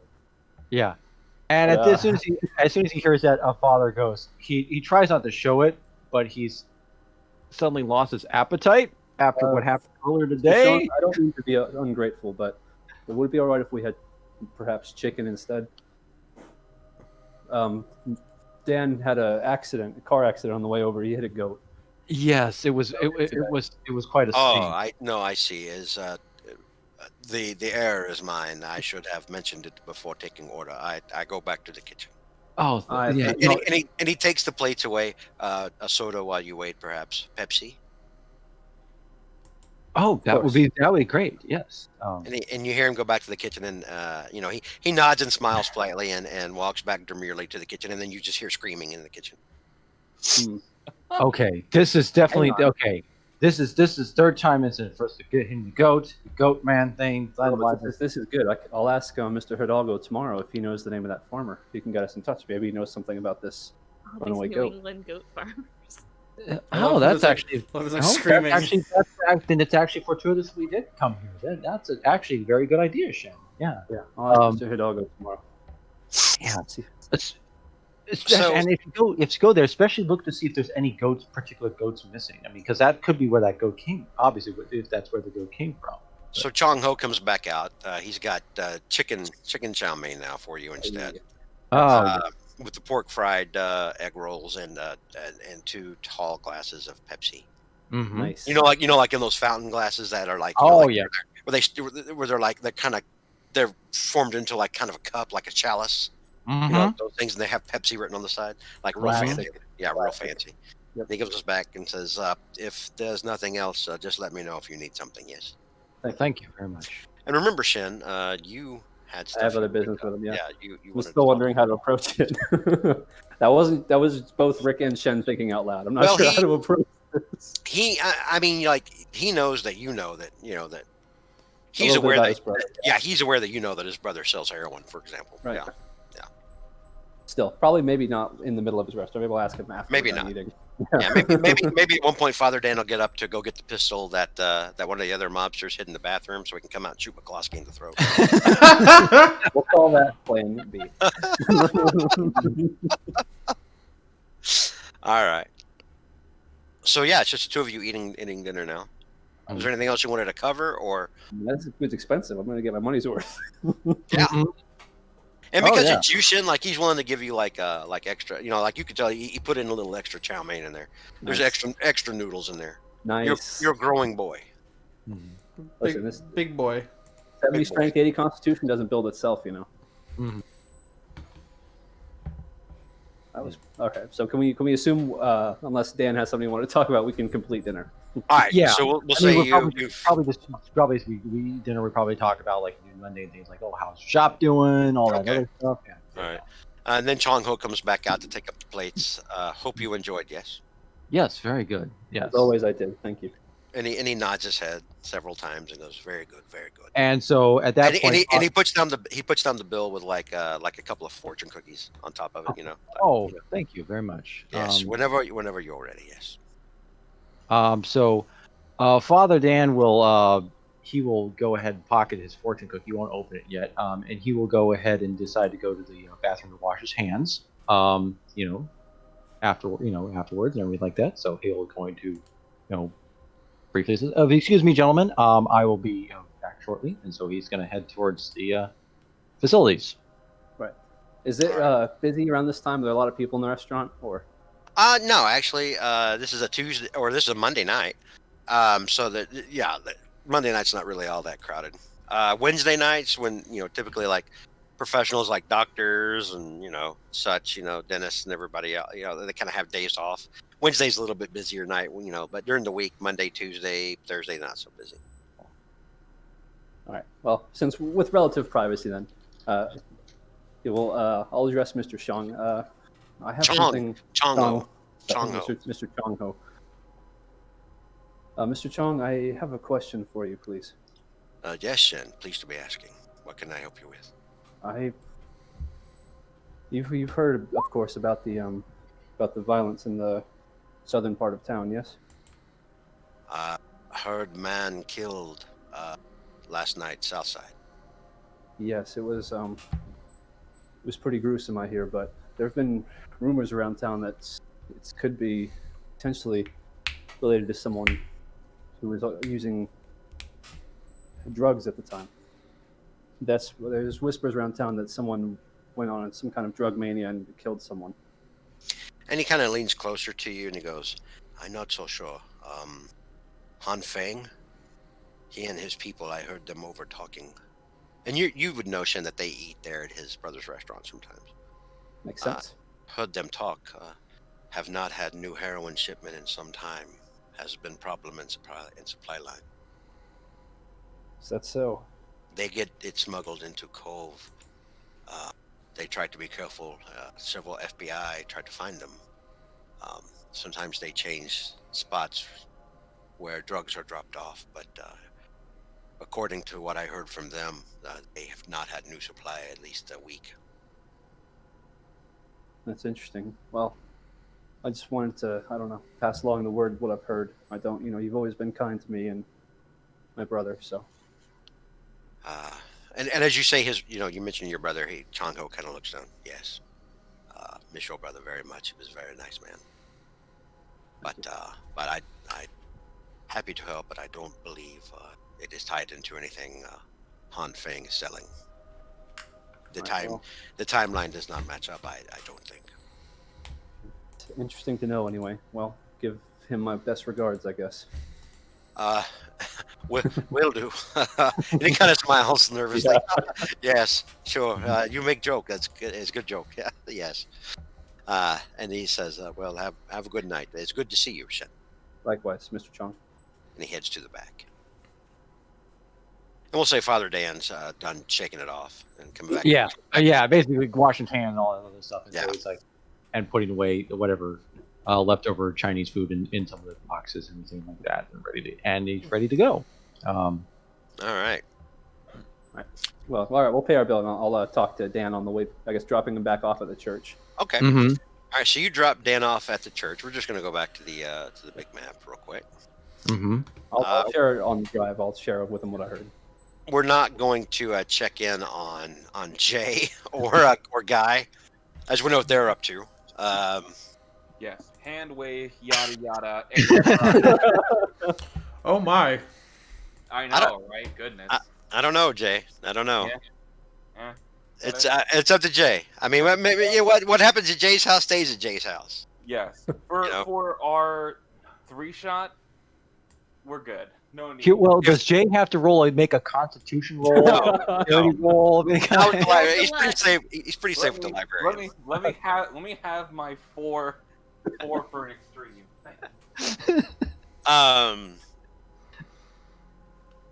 Actually, yeah, okay, Jay, sure, yeah, give me a Constitution check, Jay. Oh no! Nah, you're the one that brought it up. Let's see how Jay does. Let's see. Let's.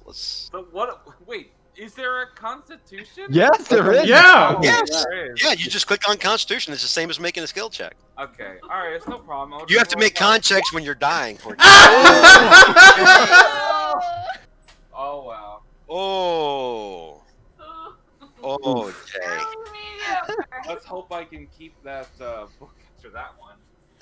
She takes it back with her. Oh. You know that old saying, I'm as good once as I ever was. Not tonight, Jay. Damn, that's harsh. Yeah, she tries to play it off, like. It's okay. Everyone has. It happens to everyone. Everyone's got a lot on their mind with their murder and everything. It's a weird time. Yeah, I'm just gonna, and she's like, you know what? I got a busy day tomorrow. I gotta be at work. I'm just gonna. Someone brings up the murder that just. Damn, strike out. Dang. I'm just gonna, unless you want to spend luck on that, Jay. No. I want to see. Hang on, I want to see him roll luck on this. 28 points is a small price to pay for. No, hang on, round 2, baby. I have 29 luck. I would have to use all but one of my luck. Small price to pay for pride. I mean, librarians talk, Jay. No, it's up to. I'm kidding. Dude. I'm good. I'll take my loss. Oh well. All right. He took an L. Okay, you know what? I'll say this. He took the L like a champ. So. I just wanted to fuck with you. It's all all right. good. So yeah, the next morning comes. We're gonna start with Eleanor and Catherine. Remember, because everybody was going to head over to Eleanor's to meet up in the morning to talk. Eleanor has spent like most of her evening like taking the plastic off the couch, and when her kids went to bed, like she just sat outside the room and like did not go to bed. Hang on, for some reason I can't find Eleanor's house. There it is. Okay, hang on just a second. I've got a dress to sit here a little bit.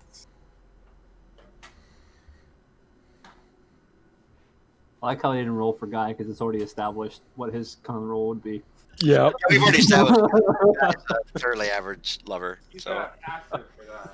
All right. So yeah, it's morning now. We'll say it's about 7. It's about 7 o'clock. Woman, let the dog out. Arf, arf. Yeah, Catherine, you've already gotten up and made breakfast for everybody. Yes. And I will take the dog to the backyard. Yeah, the kids come down from their rooms in their pajamas. Oh my god, they have faces. Yeah.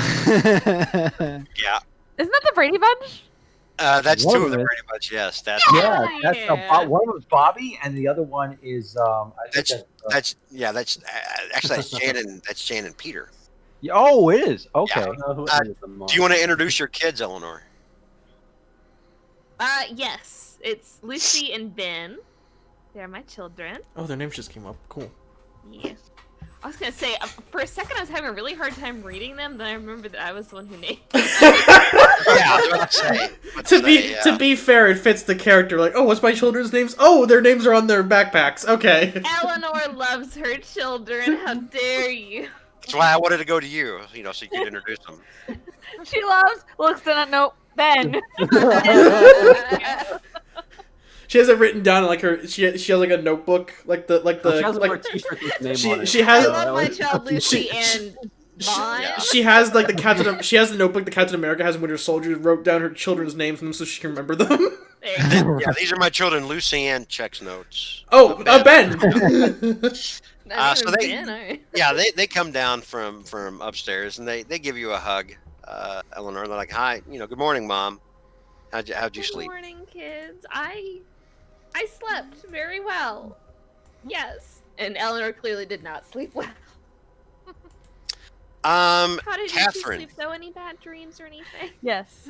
And yeah, so your kids look at you, Eleanor. They're like, "No, we slept okay." And Catherine, we'll say since you were outside, you bring in the paper. Mm-hmm. More distressing news in the paper this morning, Catherine. Oh. Yep. What is it? I'll let you read this, or Eleanor. Either one of the two of you is gonna have to read this. Because I'm concerned. I think All right. Catherine would, yeah. All right, so Catherine has to read this. Okay, very good. Cool.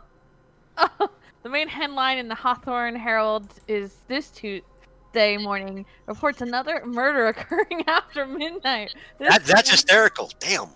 I'm just like, oh god. Eleanor's so into like the pagan shit that she's like bursting out laughing at it. Here, why don't I read this? Okay. Is she reading it out loud? Yeah, we'll say that Catherine. Yeah, I don't know, Catherine. Do you read this out loud, or do you just hand it to Eleanor? What do you do? Oh no, I'm like reading to myself, being like, oh, I'm just being like, oh no, not Jack, no. All right, I'll read it out loud. I'm going to slowly be like, Eleanor, maybe don't read the newspaper today. Why? What happened? Kids, you might want to go into the living room. The couch is all uncovered if you'd like to sit on it. What happened today? And Ben's like, the couch is uncovered. What? Are family coming later? I don't know about. Oh no, Cornelius. Is it Mother's Christmas? having a book club today. And then Lucy's like, no, Mother, I want to stay. This sounds important. I want to know. And Ben heads off to the living room. He's like, I'm done. Lucy, why don't you go play with Cornelius? Don't patronize me. I'm not a child. I mean, she is a child, but in her mind, she's not. No, that's what it's. Sadly, this is more adult conversations that you shouldn't be a part of until you're at least 20. And as you guys are talking to her, and she's insisting that she's old enough to hear this, your husband Michael comes from upstairs as well. Good morning, and female. He's like, Lucy, you heard your mother. Get in the damn living room. And then Lucy just sort of fine, and she heads off to the living room. Use that language with them. Please. I'll use whatever language I want to. They're my kids. You can't let them backtalk you like that, Eleanor. Oh, They're gonna walk all over you. Come on. I'm gonna start giving some not so nice glares towards the man of the house. Yeah, he looks over and he goes, "What the hell's your problem?" All right. Anyway, Catherine, what did you read in the paper today?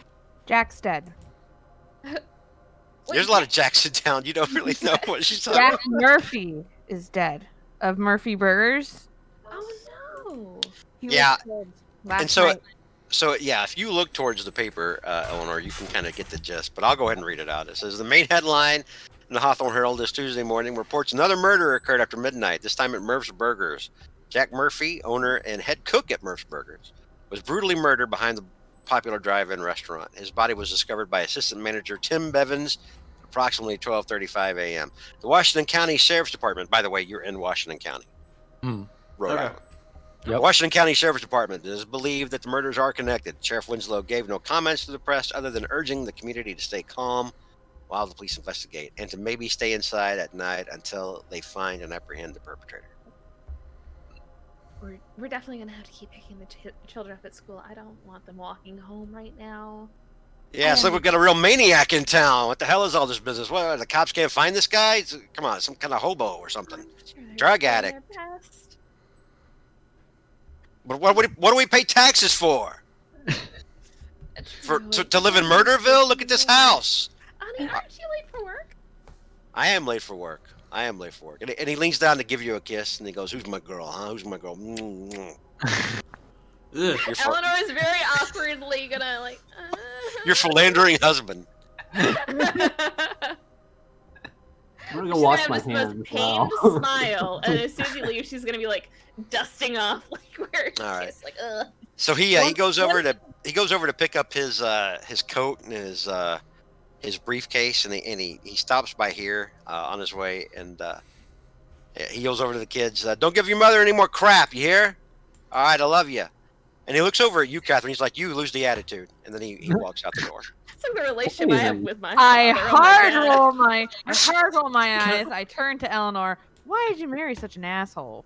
Oh, I was No. young, and he was rich. Can I will nod my head at that. I understand. Money makes people do silly things. I just say, I don't know why, but he reminds me of someone. I think it's what was that guy who did the OxyClean ones? Well, he's actually, if you recognize the face, he will look much different with glasses and buck teeth. yeah, he's Jerry Lewis. That's Oh. right. Really? Yeah, that Yeah, was Jerry that's Lewis. Jerry Lewis, man. Shit. Did you not notice Jerry Lewis for real? No. It's Jerry Lewis, man. Fucking That's Jerry Jerry- Lewis. I recognize him right away. Is usually in my mind. Hang on. Probably gonna go off and sing. Probably gonna go off and sing a duet with what's his face? From Dean Billy Martin. Mays. That's what he Martin. reminded me of. Billy Mays. I don't know why. Billy. May? I don't know Billy- why. Billy Mays is as a belligerent husband and father. Oh, wow. Honestly, I think Michael might be my new Either that favorite. or Phil Swift, the Flex Seal guy. All right. Let's bring it in. Let's get back to the story. Let's get back to the Why story. do you have a video marketer? To show you the power of Flex Seal, I broke Okay. my marriage in half. Oh my Wow. God. All right. That Let's was pretty good, though. let's tighten it up. Let's bring it back to the story. All right. So yeah, Catherine just like, why did you marry that asshole? And you were like, I was young, etc. Money. Yeah. And I'm just like, yeah, no, I get that one. All right. And about this time, Eleanor, you suddenly realize, yeah, you're gonna have guests over here in an hour. Where are you gonna feed them? You haven't thought about that. What is the day? Like, is it Saturday? This is Tuesday. Tuesday. Yeah, this is Tuesday. The newspaper headline we just revealed said that it was Oh, sorry. Yeah. Tuesday, March 28th, 1967. Is there anything you want me to prepare for brunch? Yes, we should probably prepare something. What do we have? Maybe Sorry, I'm very flustered right now. Do we have any biscuits maybe for them? I'm sorry, I didn't hear that. Any biscuits? We could make something Yes. like that. I could whip up some biscuits in an hour. That's not an issue. And the children will need to be dropped off at school. Oh God, Mike. Jesus Christ! Mike, no! God damn! I had to do it. I'm sorry. Guy, Father Dan, Shen, and JJ break into Murph's and make their own lunch. Man, I'm There's just something thinking, I'm hungry man, for lucky we got hamburgers. Chinese instead of burgers last night, man.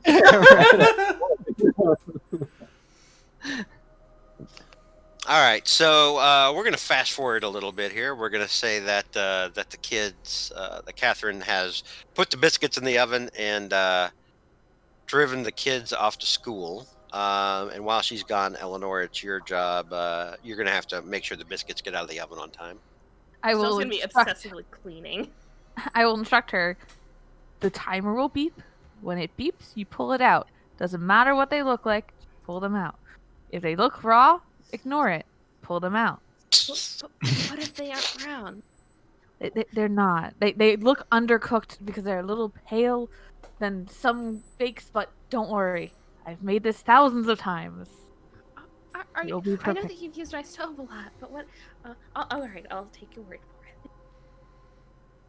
All right, so we're gonna fast forward now. It's about 9 o'clock.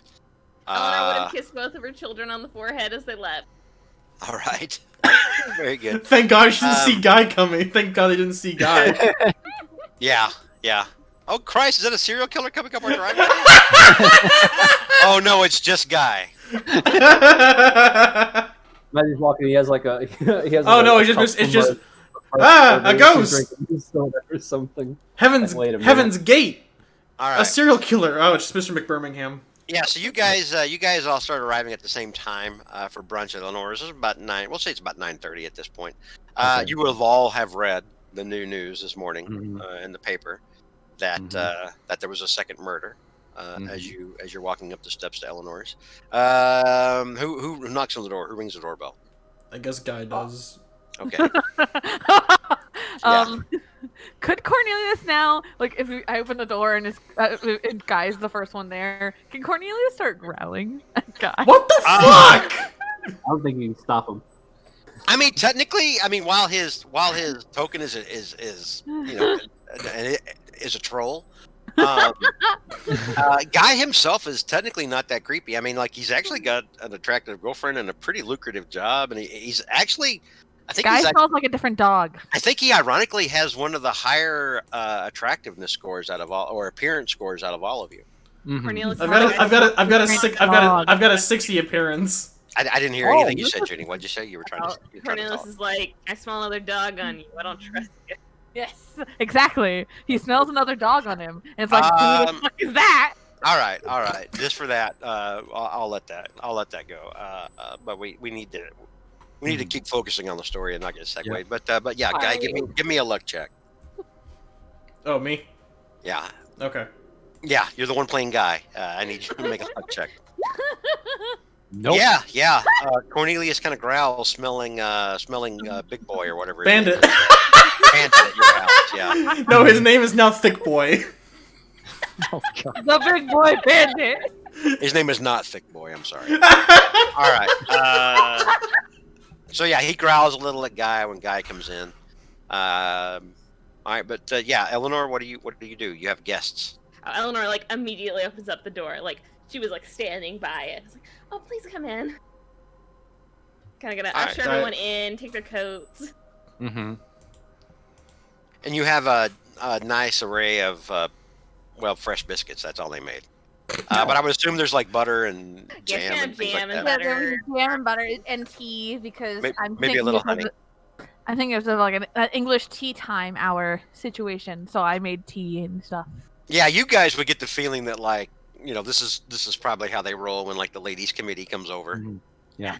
And as Father Dan sits down and before he eats, he does a little, prayer to himself, like, bless his Lord, he's like, yes, God receive, and just to himself, the hell kind of priest are you? They involve everybody. They shame you if you don't join in. Oh, okay. Well, he's saying that he says, he's kind of, as he sits there, he kind of waits. Waits for everyone. All right. Yeah. He says a little, says a prayer out loud and everything like this before digging in. All right. So you guys start eating your delicious biscuits. Mm-hmm. Who starts talking about the elephant in the room first? About the new murder? Well, have you all heard the news? Thank you. Yeah, Eleanor just brought it up. Eleanor just said, did you all read the news? Yes. It's definitely a little concerning, though I'm not really sure how it's connected. I mean, this is not the only time it's happened. Well, hold on. So, I'm just taking a glance at this. Like, the first one was in a back alley in South District. Oh, no. I mean, it goes back farther. Can we see this on the map too, like the location of it? The location of what? Of the murder. The murder. Oh, Murph's. Yeah, Murph's. Yeah, hang on here. Let me. Just to see like where it's moved.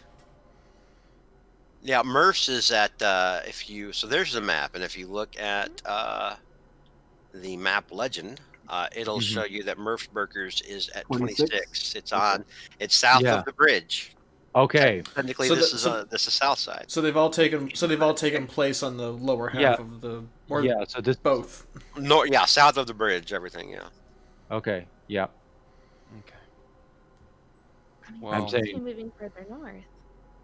We'd have to get a better idea of what exactly is going on, because. And so he says, "Did you know that there was? This is not the only incident that there was a goat man spotted."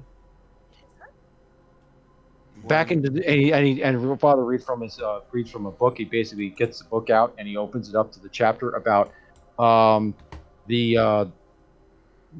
the goat man that kid spotted in it from 1939, and just it describes what they said. They claim to have seen this thing in the woods, back in the 30s.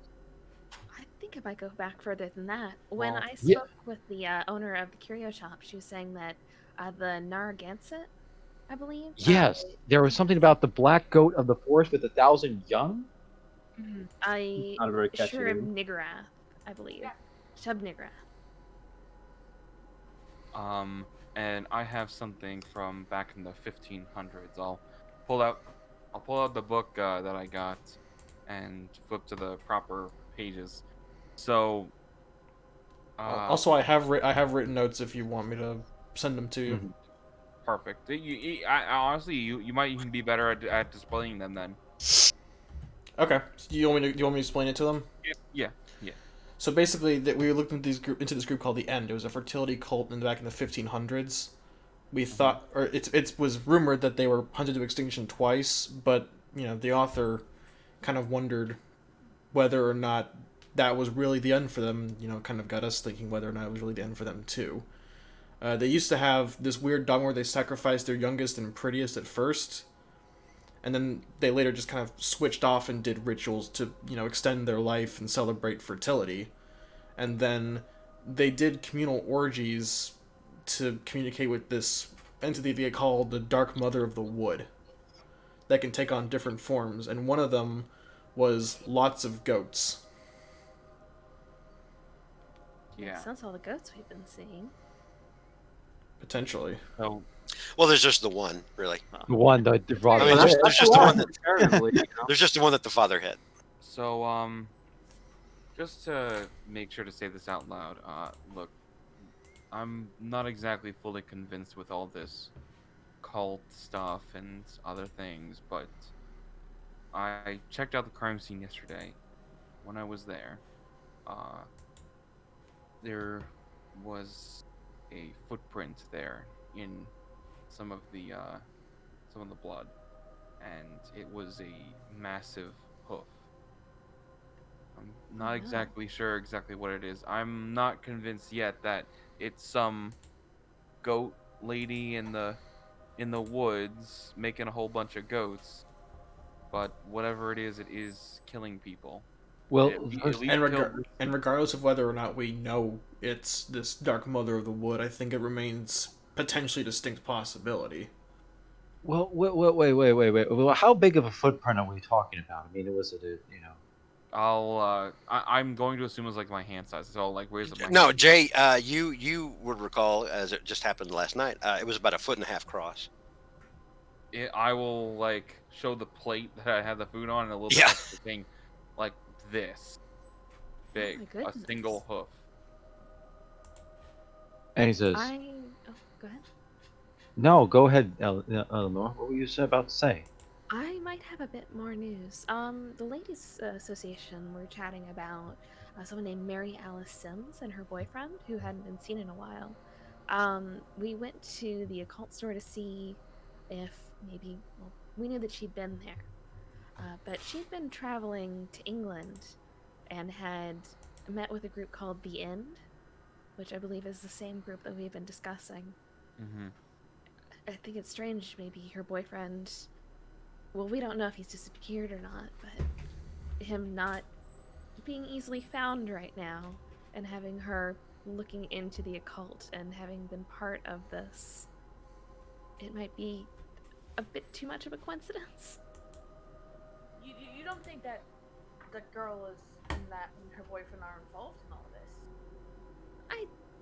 I would hope not, but it seems a little bit too convenient that there's a group who are doing this, and we have someone who's apparently joined them and is looking into the occult in our area. Well, not to mention And that goes back. Sorry. That if this is something that that there's some local history involving this here in our own in Hawthorne, but We should try to find this Mary Alice and ask her directly about this stuff. the boy. What was the name of her boyfriend? I believe it was Clark Clark? Evans. Clark Evans. Clark Evans is missing now. Maybe- He hadn't been seen in a little while. Same as some of the others that were mentioned. The only other one that you guys remember, Eleanor, that the ladies' club had described was still around, and somebody that had known them was Eli Gregson, who used to work for Guy. Ooh, yeah. Okay. I wouldn't remember them, but it's like Duncan, Sally, and Ted, right? Yeah. Duncan, Well, Sally, and Ted. Yeah. I think that Eleanor had asked Guy to look into contacting Eli, right? I don't remember. Yeah. Fucking what's her face? Woman and I decided. Wow. Wow. Woman and I. Decided we would check up on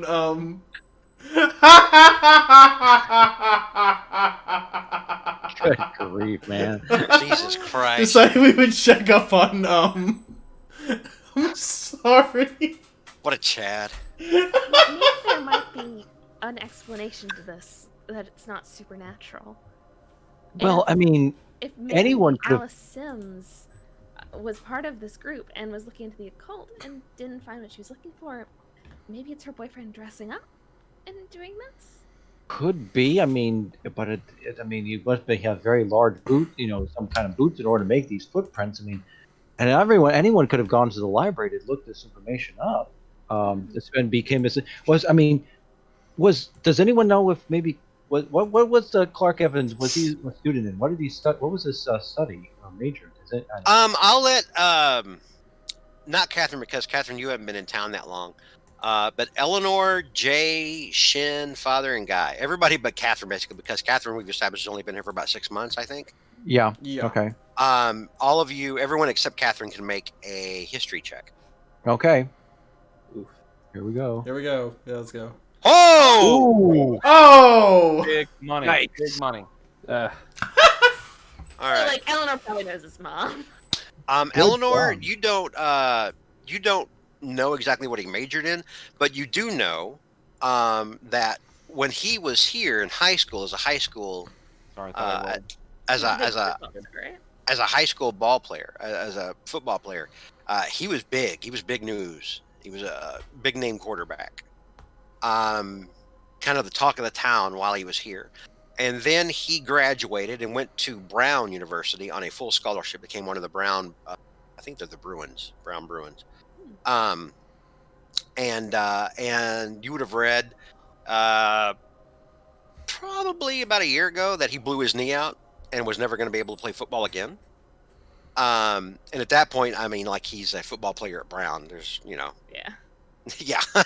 So he left college, kind of came back to town, ostensibly as a failure, instead of going off to play professional football. And so, yeah, that's what you'd remember about him. He was kind of a local high school football hero a few years back. Knew him. His several years family's back. from here. He was big in football. I always wanted Ben to be like him, but he went off and went to, I believe, Brown, and if I remember, he had an injury or something, and he ended up coming back, and I think he can't play anymore. He blew his knee out. He had been an All-American, and everybody was, he had NFL scouts, checking him out. Everybody was, thinking about this guy could maybe, Go pro. go to a football team, and he was going to be pro, and maybe go all the way to the Super Bowl one day. He was big. Sorry to cut you guys off real quick. I just realized I'm still at 8 hit points. Do I just go up to 9 after sleeping? No. You would still be sore. And Eleanor, I'll say, since you used to be a nurse, You'll probably notice he's like holding his chest. Yeah, you would kind of notice that, like, he's kind of favoring his chest a little bit, like he shifts uncomfortably sometimes, like maybe his side hurts. Are you all right? Well, something I also happened earlier was I had a run-in with some people of the South District. Long story short is some more people are worried about stuff going on back there, and I have a lead working on info about that blonde woman who was leaving the scene. Are you being careful? This sounds very dangerous. Yeah, maybe in the future, going into South District, if we're going to be doing this stuff, we shouldn't be going alone. Well, here, let me look at what happened. You seem to be injured. I'll kind of lean back a little bit. I got a good gut punch from I think it was a pair of brass knuckles, was it? No, it was clean clean Yes. shot. Lupo was the one that had the brass knuckles. Sal's the one that hit you in the chest, but he only hit you with his fist. Yeah, no, I. How kind. Yeah. Here, open up your shirt. So- Let me look at it. Yeah. Yeah, I'll Eleanor, remember. give me a. We're gonna have 2 rolls here. Give me a first aid check for you to kind of determine like the nature of the injury, and then give me a medicine check to figure out what you need to do for it, and what the ramifications might be. Sure thing. Here's first aid. Unbutton the shirt a little. Too. Woo! Yep. Yeah, he definitely took a good shot in the ribs, and as he lifts up his shirt, there's a very dark spot over his ribs where the bruise. You can tell the bruising is very significant. As you press it on it, it's a little ginger, but he doesn't react like there's a sharp pain, like there might be Nothing rips, broken. like nothing broken, probably just bruised. All right, we'll do the medicine check. Yeah. Oh my God! Wow. All right, Good so job. remember to mark off both those boxes. Nice. So medicine-wise, you would know that really the best course of action here is to put some ice on it. Although it's probably the best time to do that would have been last night, or yesterday. He needs an ice pack, and it's For some reason, I didn't do that. for the next week. He's Jay's tough guy. Plus, he had to get ready. That's probably explains why he was lousy in bed with Yeah, there Lydia. you go. Oh Yeah. yeah. But he's gonna have to have an ice pack to maybe help down the swelling for like the next few days, and it's probably gonna hurt when he coughs for about the next week. Catherine, could you go wrap some ice in a towel and bring it here real quick? Catherine. Oh. Catherine. Catherine. Um, Catherine. Catherine's off. where'd she go? Catherine won. Catherine's off checking the results of the horse races from yesterday. Dang. So we'll say Catherine goes off and gets the ice and brings it back to you, Eleanor, and you can apply it to Jay. I bring a pack ice in a bag with fabric around it, so it's not too cold to hurt. Mm-hmm. From memories of putting straight ice on skin. All right, so yeah, with that, Jay, now that medicine technically has been rolled and applied, you can get your hit point back. Technically, you would get 1d3 hit points back, I think, with a medicine check. But you were only down to 1, so. Yeah. Sorry to cut you both off about that. Just, I guess now we know. You don't heal unless you do medicine. Can you speak closer to the mic? Sorry about that. That's so okay. I guess it's fun fact for everybody. You don't heal unless you do medicine. Don't forget. Yeah. So, like if you're in the hospital, like literally, like you have to make a check while you're in the hospital to see if you heal while you're in the hospital. Yeah, Jay, you've got the ice pack now. Did you tell everybody what happened, or no? I forgot now. I said that I got roughed up by some people in the South District. Yeah. And said, hey, if we're gonna be doing this stuff in the South District, let's not go alone. Yeah. So yeah, Jay just mentioned that he got roughed up on the South Side, poking around into things. So.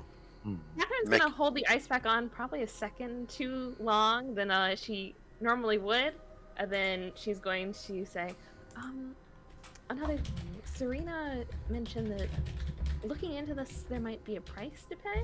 I'm not sure what she meant by it, but I'm assuming it's not that you're gonna have to pay for any books or anything. She did say when Guy asked, "What do you mean price? Like how much?" And she was like, "This is not dollars and cents I'm talking about."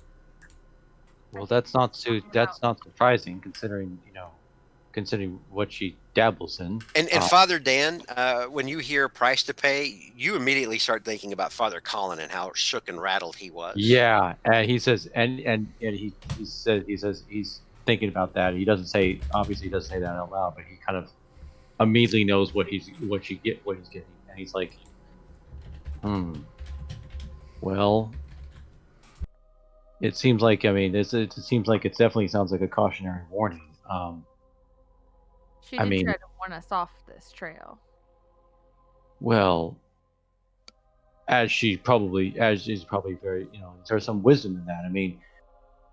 She's definitely, she dabbles in stuff like, no offense, I know that she's probably a friend of yours, but she dabbles in, there's a reason why we don't dabble sometimes with things from the other side, with things like this, on a regular basis. You don't know what you might be bringing in. or what you're leaving your mind exposed to. She said that she might be able to help us if we get into any trouble, but not if any of us had ever hurt cats before. Has anyone ever had a problem with a cat? Would I know something about the net connection between cats and this kind of stuff? Do you have points in occult, Mike? Yes, I do. Give me an occult check. Okay, let's see. It's only 40, but let's see what happens. Okay. Oh yeah. Okay. You wouldn't know. I mean, like, Serena runs an occult bookshop. Ostensibly, Serena practices some kind of witchcraft, or at least she believes she does. Yeah. And you know that. I mean, cats are often seen as familiars. Yep. To witches. Number one. Mhm. Number two, you would know that, like, going back to ancient times, back to the time of the ancient Egyptians, there was even a cat goddess Yep. Bast. named Bast, who even had like an entire city dedicated to her. Yep. And it was forbidden to mess with cats. You were going to draw Bast's wrath. Right. Yeah, and so he says, well, I mean, this is the cats and the witchcraft go back quite a ways. I mean, Eleanor. I mean, I have reason to believe that's probably why she mentioned not to harm them. I'm saying there's a certain affinity. There's an affinity there. Superstitious, of course, but I mean, even so. Yes. I just need to know what I need to roll to know if I harmed cats, because I kind of want to know now.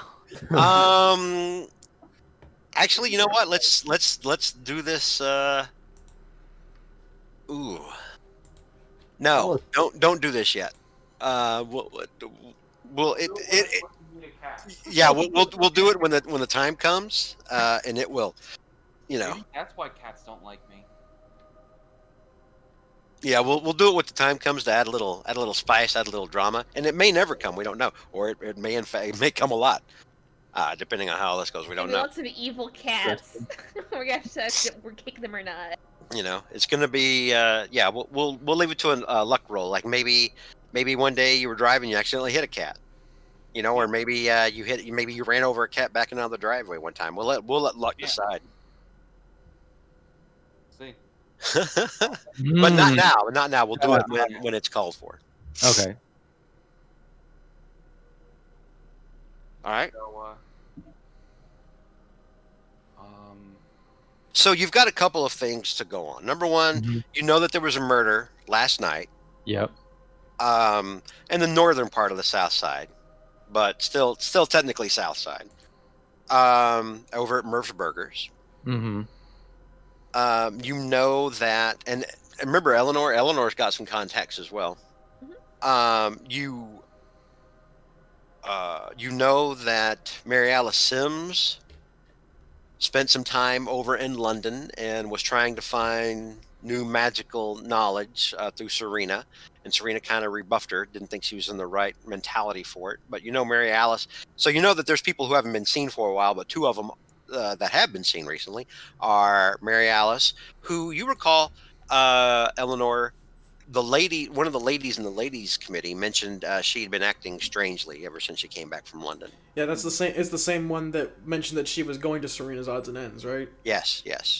And Eli Gregson. Eli Gregson was another person that they'd mentioned that kind of run around in those circles, and he hasn't like disappeared or vanished or anything. And again, Guy, you would know him.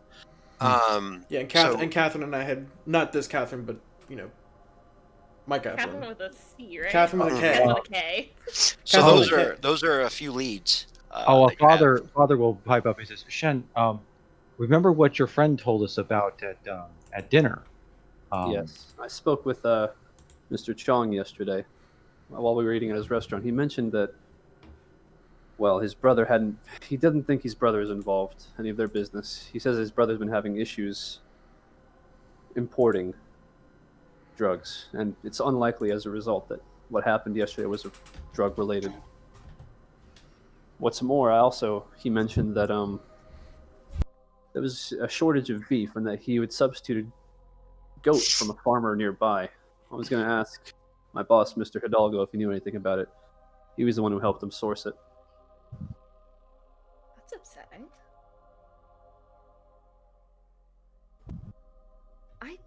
today I'm going to go by the hospital and see if maybe I can find out something about the murders. Maybe if anything was left on them, or if I suppose strange symbols written on them would be too much to ask. But I'd like to see. Would if Jay, I can... would the police still be investigating the set?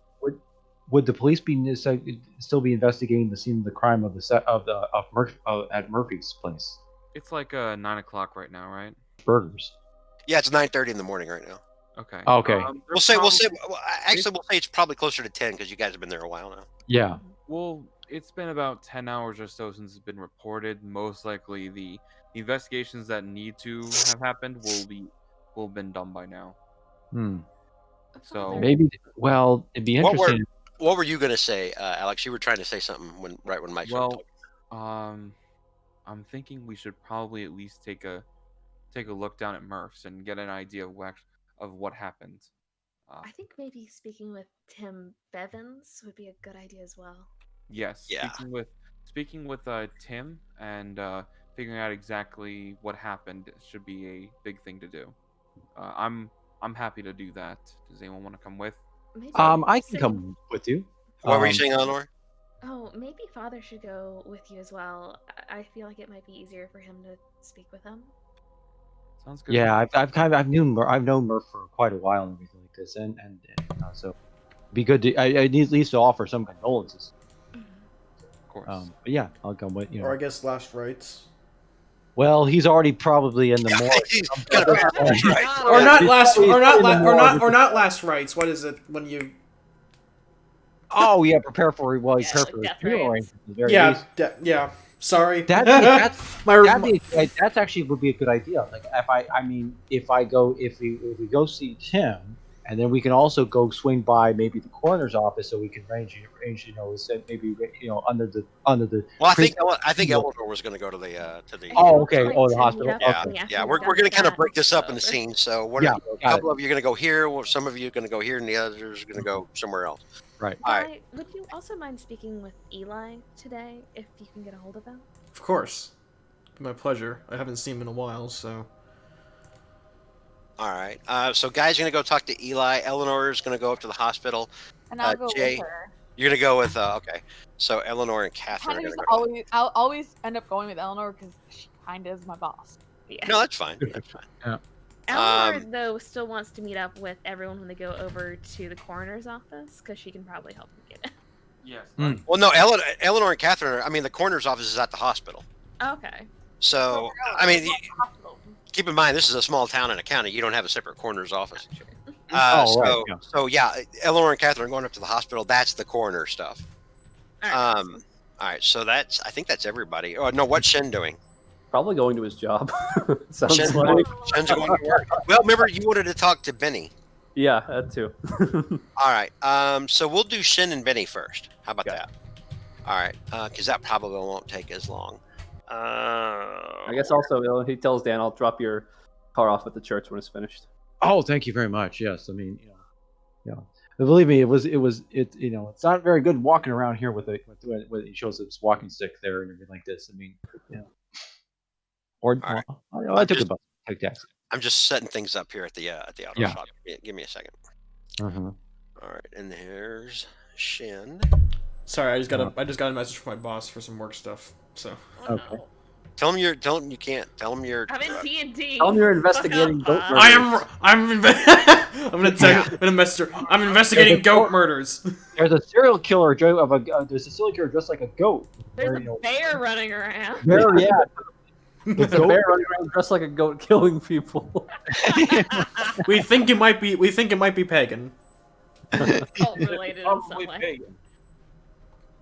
All right, so Shen, you come into work, and sure enough, Benny's already opened up the auto shop, and you can see the father's car still out front.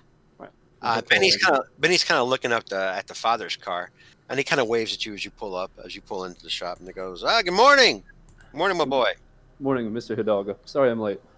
Oh no, you're fine. All we have is this guy. This is father's car, right? Father Fitzpatrick, right? That's I recognize correct. his car. Yeah. I know my cars, and you recall the fact that he didn't even know he was driving. Right. What? Car he was driving the other day. Of course, sir. He had a bit of an accident yesterday, so I had him bring it Christ, over. did he hit a child? What is it? I mean, look at this grill. A goat. A goat. Ugh. In the middle of town? Curious, isn't it? I didn't think you'd see a goat anywhere close to here. It's How do you know it's in weird. the middle of town? Weird. Goats in the middle of town. I don't like it. I was talking to Mr. Chong yesterday, and he mentioned that you had actually helped him supply some goats recently. Oh, Chong Ho. Yeah. Apparently there's been a beef shortage or something like that. He said truck broke down, didn't get the meat delivered in time. I have a goat guy outside of town, for Cabrito. I mean, the goat's good quality, but the I don't know, the family, they're this one of these decayed white trash families, one of the. You wouldn't happen to have their number anywhere. I know Dan was eager to speak with them regarding the goat. They don't have a phone. You just kind of drive west out of town, down there from the south, for about, I don't know, 5. I mean, you'll see a sign on the left side of the road. It's like, they've got it'll say goats for sale, and below that it says cabrito. That's what the Spanish call them. This family, they're not Spanish. They're just they're poor white trash. You understand? Of course. I wouldn't linger too long. I'm not comfortable talking with them unless it's just to buy goats and get a move on or whatever, or arrange for them to drop off something for for like a roast. Sometimes you get the family together, put a goat in the ground, cook all day. It's good The stuff. name, sir. Do you remember what the name was? Oh, Shaughnessy. Yeah, no. The man's name is Shaughnessy.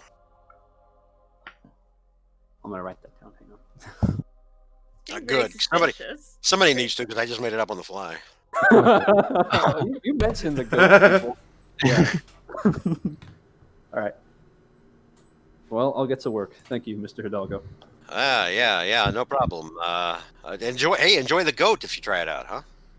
Let me know what you think. It's quality stuff. He'll look at the dent on the car and be like, I think I've lost my appetite for it for the moment. No, it's understandable. Well, if you get your appetite up for goat, Chong Ho's, I guess, until they get their beef problem solved. I'm going over there for lunch myself. I love that goat, and he pats his stomach. Oh, God damn. He'll give his best sort of, I totally agree with you smile. All right. Dog being suspicious. Yeah, he is, man. All right. So let's get a mechanical repair. Did you ever put your 20 points back into it aside from remember, because you had split it off into a second skill? I split it off into mechanical repair and electrical repair, but auto mechanic, I didn't realize I had to put points into that. Yeah. But I think we'd established last time you were taking the points out of the specific one that you put it into, and that you were just going to put it into mechanical repair. I don't remember that, but if you said I said that, I will do that. No, we said I had told you to do that because you were like, I don't know why I did this, and I was like, well, just put those points back in there. I don't know why I do a lot of things, George. So just delete that skill that you had at the very top on the left, right, and then just put those points in the mechanic repair, because there was no need to split those up. Okay, so nothing out of the automotive mechanic and put them into mechanical and electrical repair, or the opposite? No, just put them into mechanical repair. All right. Oh, that makes it really good then. Dang. Yeah. Pretty good at this. Well, I mean, I'm about to say, everybody takes their cars to you, Yeah. Unless you want to split them up between mechanical repair and electrical repair, because you can if you want to. I'm not gonna force it. I'll take a 5 off of there. Put it 55. Okay. There we go. So 70-55. In fact, give me a mechanical repair and electrical repair, because we did say that it's the headlight that was on. We did say one of the headlights was out. Yeah. So, I do have the handy skill. I didn't mention that last time. I totally forgot. But it says reduces difficulty by 1 level or gain a bonus die at the keeper's discretion when making electrical repair or mechanical repair. We'll say on both of these, then you have a bonus die. Neato. So that's mechanical repair. Because we're not doing it as a success level. Repair. Oof. All right. So with the mechanical repair is fine. With the electrical repair, go ahead and click where it says bonus penalty. Ooh, that's a 9 on both. It's the same. So you're able to fix the damage to the grill. But the light itself, it's not like it's gonna have to be rewired or anything. You don't have the proper light for this model of car. You're gonna have to. You probably have to go get one out of. Grab a Sears catalog, open it up. No, because remember, Benny owns a home and auto store down the road, right. so you probably have to go get one over at Benny's. In fact, we'll say this. We'll say you go ahead and click off your box for mechanical repair. And then we'll say that you run down to Benny's to get that light, and we'll give you another go at it. Alrighty. After you've got the proper part. Hey, There you go. All right, there you go. the onlyest mechanic in town. Let's go. And by default, the best. And you would guess that the repairs are going to come to a total of $20. Dan's been a good friend to Shen. He'll put the money down for it. Okay. All right. So that's Shen's part. Next, we're going to go to. He'll also drop.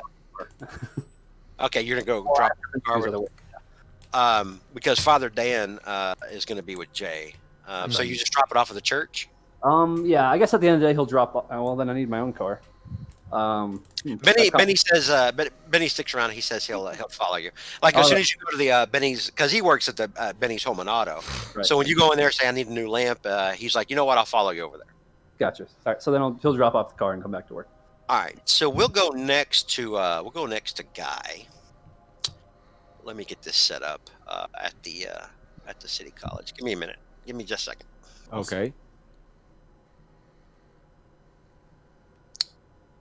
I do not trust Hidalgo because he looks like Cesar Romero. I think he's all right. I think he's not too bad. We're gonna have to investigate these Shaughnessy people, though. Right. Yeah. How did he find these people without a phone? He's gonna be he's the Joker, baby. We wrote him a letter. We telegrammed him. Well, so yeah, somebody had. Well, yeah, that's the thing. Like maybe they use a carrier pigeon, and like they use trained foxes. Except they didn't have carrier pigeons. They used a goat, and they tied the goat. And then he gets hit by another car. I'm just gonna talk to some random people out in the middle of nowhere, buy some goats from them, recommend the Chinese restaurant in town buy their goats, then be like, yeah, everybody eat their goat. Oh my god. Everybody had a goat guy. I mean, you don't have a goat guy? How embarrassing. You know? Hairdresser, Yeah, I gotta go. I mean, he's Hispanic. It makes sense. They eat a lot of goat. They do. I'm a goat guy. I know a lot of Mexicans here in Texas. Hispanic families, and they eat the shit out of goat. Yeah, that's I've true. had That goat is true. before. They eat a lot of goat. I think there's a thing in California. You don't need as much land, much flat land to raise. I used to one of my bestest friends back in high school was a guy named Miguel, and he had a grandmother who was Neil. He's like Spider-Manning up the side of the wall. If you don't stop, I'm going to take away your ability to control the token. Oh. All right. So his grandmother, she would come up every now and then from Mexico, right? And sweetest woman, tiny woman, and every time we would get drunk in high school, she would make like a shit ton of tamales, like tamales for days, as far as the eyes could see. And she would just have all those ready for us when we woke up, and we would fall on that like a pack of raptors.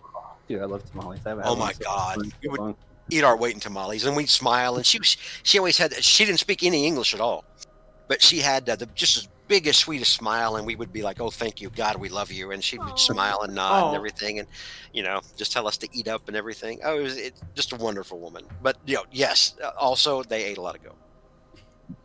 And I ate goat too, and the goat was good. All right. So they got to George. Guy, you get up to the college because Eli's a senior now. Actually, we'll say Eli's a graduate student.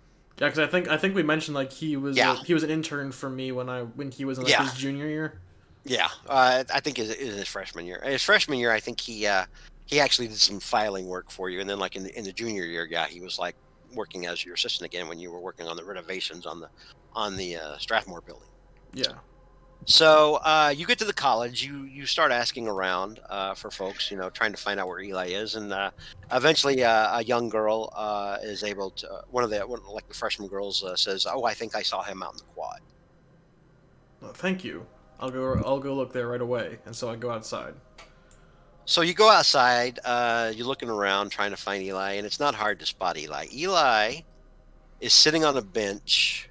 Oh no! Mm-hmm. With the goat. His hands are on the side of his head, and he's just staring blankly down at the ground. Clearly distressed, and it looks like he hasn't slept or eaten in days. Uh-oh. I walk up It's to also a him. Bates. Eli. Huh? Who? And he looks up. Oh. Guy. What? Why are you here? I heard you were back, so I didn't leave. Are you alright? You don't look Maybe too I should good. have. And he kind of looks up at you now, and his hands kind of tremble. I'm not good, guy. What's wrong? Are you alright? What's wrong? What's wrong? Tell me what's wrong. Eli, tell me what's wrong. Give me a persuasion check. Okay. I believe in you. I don't.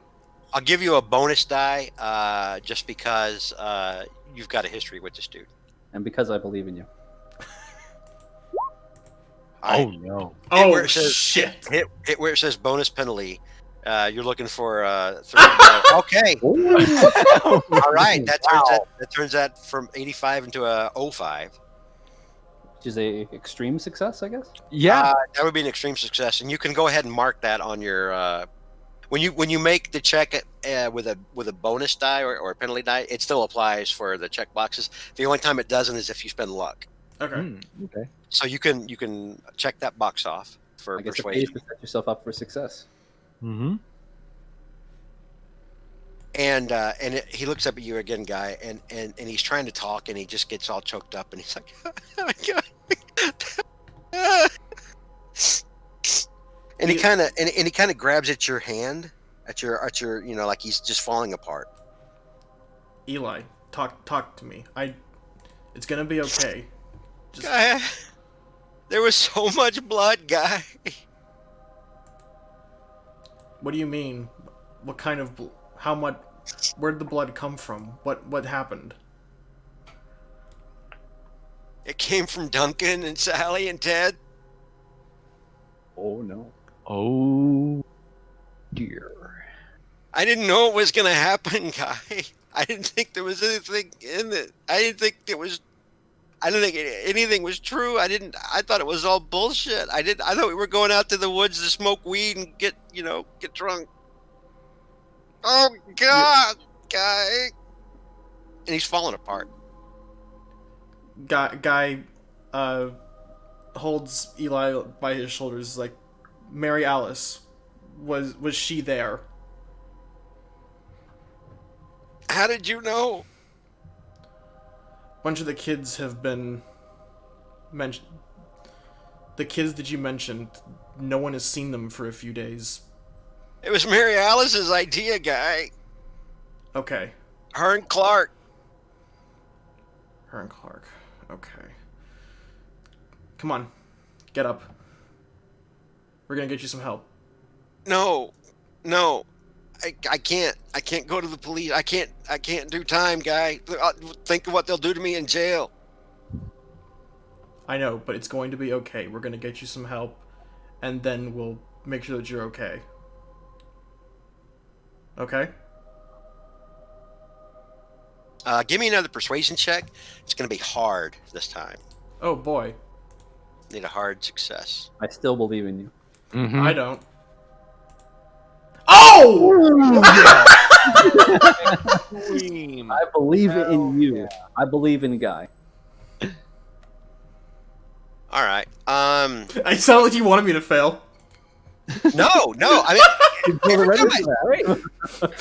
time I've been setting the bar for you guys are just knocking it out. No, because like you had that weird pause. Where you're like, okay. No, that weird pause is me trying to figure out how the NPC is going to play that out. Okay. We're proud of you. I have to do all this on the fly. That may shock some of you. That's true. Okay. All right. So yeah, as you say that, he looks like he's terrified, but he believes you, Guy. He looks up to you, Guy, for whatever reason. Hey. No.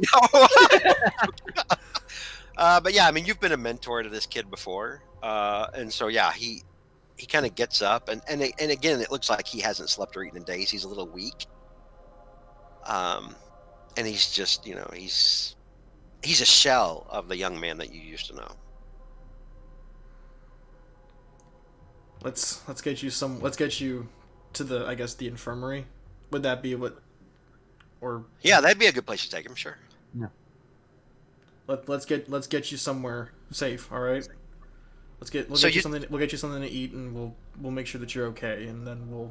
Okay, so we'll say you stop at the commissary, get him a sandwich. He doesn't look like he has much of an appetite. He tries to take a bite of it, but it's like he can't force himself to eat. It looks like he's nauseous when he tries. So you take him to the infirmary, and you talk to the doctor that's on duty there at the infirmary. And they check him in, and he comes back out and says, "What are you family?" The closest thing besides blood, yes. All right. Well, young Mr. Gregson is extremely dehydrated and exhausted. He hasn't slept in days. I'm going to sedate him and keep him in the infirmary. We're going to check on him over the next couple of days, and if need be, get him admitted to the hospital if he doesn't improve. It's good that you found him when you did. Otherwise, he may have continued to lose sleep to the point where he may have died. He may have killed himself from the exhaustion. I'm glad he's gonna be okay. And Guy gives the doctor on call. Is it doctor on call? Yeah, it's like there's a doctor there. The doctor on duty. Yeah. I give him my home number and you say, can you call me if anything changes with him? We will. This is my number. We'll let you know. Yeah, thank you for bringing him to us. And as you, we'll say that as you get ready to leave, maybe he'll let you in there, and so you can see, the guy is in bed and he's already resting. They've got an IV in his arm already. You would assume with saline, because he's been dehydrated, and it looks like he's resting as much as he can anyway at this point. But he's already kind of asleep now. He's already pretty out of it. Eli doesn't get any closer, but he does say, hang in there, kid. You got this. All right. Good guy here, saving lives. Mm-hmm. Good guy. So we'll go from there. The next thing we were going to go do is we'll do Eleanor and Catherine at the hospital, because I think Junie's going to have to go at 10:30, right, Junie? Yeah. Mm-hmm. Okay. So we'll do Eleanor and Catherine at the hospital. Give me just a second for that. Let me get that all You set did up. good, Neil. That was very good. That was very good. Yeah. That was really good. You actually. I continue to believe in you. I think this is the hardest I've ever, not the hardest I've ever tried, but I really wanted to do some good role playing for this one. Mm-hmm. And I think you're succeeding so far. Don't blow it. Yeah. But man, that's your 17 your persuade score? Holy crap. I think the one on my character she's 35. Oh, yeah, okay. He was going for a hard success. Oh, that's true. Yeah. You guys have been getting some pretty good rolls tonight. Yeah, this is even when I've made it challenging for you guys have been kind of like, you know what, F you. I'm glad we're recording all of this, so Sure, we have it for posterity. We've had 2 ones, right? I'm Mhm. sorry, I've failed every single role I've made. But I don't know what you're talking about. you say you failed the rolls, but we know you won them in our hearts. Mhm. All right. I'm almost. I have to go hunting for a couple of the things for the hospital. So give me a second. Okay. How do you spell Shaughnessy? I'll let somebody else. Here, I will look it up. Actually, I spelled it out phonetically, but Sean There's actually AC. there's actually different ways of spelling Shaughnessy. There's here, hold on. despite the fact that we made them up on the fly, I'm sure they're going to be essential to solve any. Here you go. How about this? Here's my spelling of Shaughnessy right there. Oh, that's it. That's yeah. what I'll go with. Yeah. That's going in the notes. Which is also, coincidentally enough, a neighborhood in Calgary, Alberta. But that's a. It's all coming together. Get the. It's all coming together. It's all connected. It's like with a little red string attaching everything. It's like pottery. It all comes together in the end. Right. That's right. All right, so we're gonna go to the hospital here. And as you come in, the first person that you see, Eleanor, that you recognize is Faith Jacobs. Faith, remember, is one of her best friends. One of your best friends, yeah. And as you walk in, you notice that Faith looks pretty quiet and shook up today. Faith, I heard everything's happening. Are you all right? Eleanor. And she just kind of looks at you blankly. It's so awful. Eleanor's gonna go hug her. She needs a hug. And you hug her, and she hugs you back kind of weakly, like, you know, she's been awake for a while, you know? And she's like, Eleanor, I mean, you know I'm not supposed to say anything, but I've never seen people like this. What happened? I keep thinking of you all. What's been going on? I mean, 2 murders in 2 nights.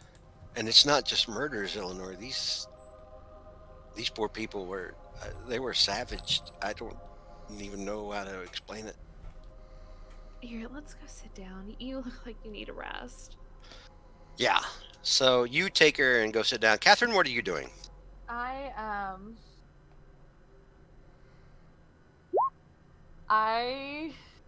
don't really know the hospital well. Mm-hmm. So I am kind of going to stick with Eleanor. Okay. Because I know nothing of the area.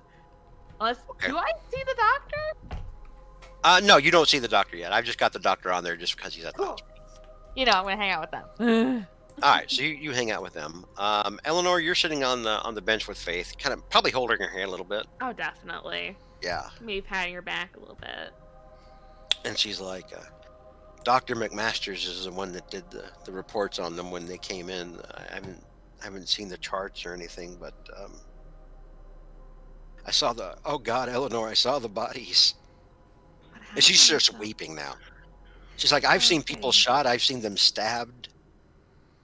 I've seen what happens when people run over their foot with a lawnmower. And this is the worst thing I've ever seen. Eleanor's gonna hug her and trying to kind of rub her back and being like, what happened with them? Was it really that bad? It was like they were torn apart. That first man that they brought in from the other night they brought him in multiple bags, Eleanor. Oh my God. Was there anything found on him? Was there anything that explained any of it? There was barely even any meat left on him, Eleanor. He'd been eaten? And she just kind of nods her head. Either that or somebody cut it off. I don't know. But a lot of him was just bone, barely held on by sinew. Oh, no. And Mr. Murphy, poor Mr. Murphy wasn't much better, Eleanor. Oh, no. And he was so nice. He was. Who's doing this? What could do this? I don't know, Faith. We're trying to figure it out. Hopefully the police will know soon. It seems like so much strange stuff is happening. Just please stay safe, all right? Don't go out at night. And as you're talking to her, you see Dr. McMasters now. Oh, Dr. McMasters, it's good to see you. And he's, you can tell he's trying to do the head doctor, stiff upper lip kind of thing, but you've known him enough now. You can, or for long enough, he's kind of shook too. He looks a little pale and tired, but he's trying to, he's still got it. Somebody has to wear the daddy pants at the hospital. Yeah. Eleanor's gonna reach up for his hand, kind of take it, and be like, "Are you doing okay? I've been hearing about everything that's been happening." And he squeezes your hand, kind of, purses his lips, stiff upper lip kind of thing. And as well as could be expected, yes. It's, as you can guess, it's been a trying time here the last couple of days. It's pretty brutal. I heard that you down the autopsy reports. And he kind of blinks his eyes a little bit and then runs a tired hand across his face. I did on both of them, yes. And I guess I'm just trying to figure it out myself. It was like they'd been eaten. What? Maybe it was a bear or something. And as you're saying that, Faith kind of freaks out next to you. What? A bit what? And she looks up at the doctor, and That's just the rumor going around. and the doctor puts a hand on Faith. He's like, "There, no hiccups." Eleanor, perhaps we ought to talk here in the hallway. And he kind of motions for you to follow him. Eleanor's gonna go with him. All right, so I will take care of the nurse. I will like sit down next to her and just like pet her hand, being like, there, do know. Yeah, well, yeah, you would know her. We'll say that she's probably been over to Eleanor's house for dinner a few times. Your husband doesn't much like Faith, which makes you like Faith even more, Eleanor. Yeah. Oh, I adore Faith. Yeah. I'm like, So you and Dr. McMasters, and Dr. McMasters again, one of the oldest families, richest families in town. When he walks back, he goes, "Why are you asking about this so much, Eleanor? Why is it your concern? You understand? I'm bound by law as to what I can even tell you." I understand. I guess I'm just worried about everything that's going on. You know that I have 2 kids in town. I'm nervous, and I know that the police are going to do their best, but I guess I just worry since it seems to still be happening. And if there's a wild animal loose or something, I'm worried for my children. Make a persuasion check because you are using a good angle, and also because you go back with this guy, you'll get a bonus dice. Hell yeah. go, girl, go. Roll that bonus. Wait, how do I get bonus? Go. Just literally just click where it's. Oh, okay. So yeah, that's a 75. Could so I yeah, spend luck on that one? yeah. Oh, wait, never mind. If you want to spend luck on the first one, you can Yeah. spend 5 points of luck and get the 50. Yeah, that'll be a success if you want to do that. Yeah, I feel like that's 5 is not a lot of points to pay. Okay. I think you already made a persuasion check earlier, didn't you? I think I did, yeah. So yeah. About to say if it's checked, you can still keep it checked. But remember, if you spend luck on something, you don't get to check it. But if you've already used it and it worked, it's fine. It didn't work earlier either. Oh, okay. All right. Then, yeah, Persuasion, I've got a 50 in, and charm, I have a 75 in. kind of hard to use charm in a situation like this. Yeah. But yeah, you spend 5 luck. We'll give you the 50. And he kind of reaches up and grips your shoulder a little bit and goes, "No, I understand. You've children in this town. So many people do, including myself. I have several. I mean, they're all grown now, but Of course, we just want to keep them safe. I understand. Eleanor, keep your children off the streets at night. I don't know what's out there, but whatever it is out there that's doing this to these people, it is consuming them. I can verify that for you. Eleanor's gonna look very Not just the meat worried. either. Not just the meat either, Eleanor, but we're talking evisceration, eating the organs, Oh my god. animal type stuff. Except that, and he kind of looks like he's falling apart a little bit, maybe like he's shaking.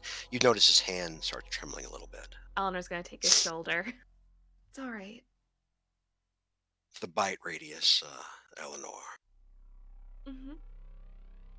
The bite radius matches up with a human, Oh my god. but there's no way a human could do to these bodies what I've seen done. None of this adds up. I don't even know how to write it up, Eleanor. What was it like? I hate to ask, but like human teeth? If it's human teeth, they've been filed to a ridiculous point of sharpness. Oh my god. I suppose it can't be a wild dog or something. This was no my wild God. dog. The indentation went far too deep into the flesh. And it tore it off in hunks like it's some sort of shark, Eleanor. I've never seen a body savaged the way I've seen these 2 men the last 2 nights. Oh, Poor Robert. Murph. I'm so sorry you've had to deal with this. I appreciate that.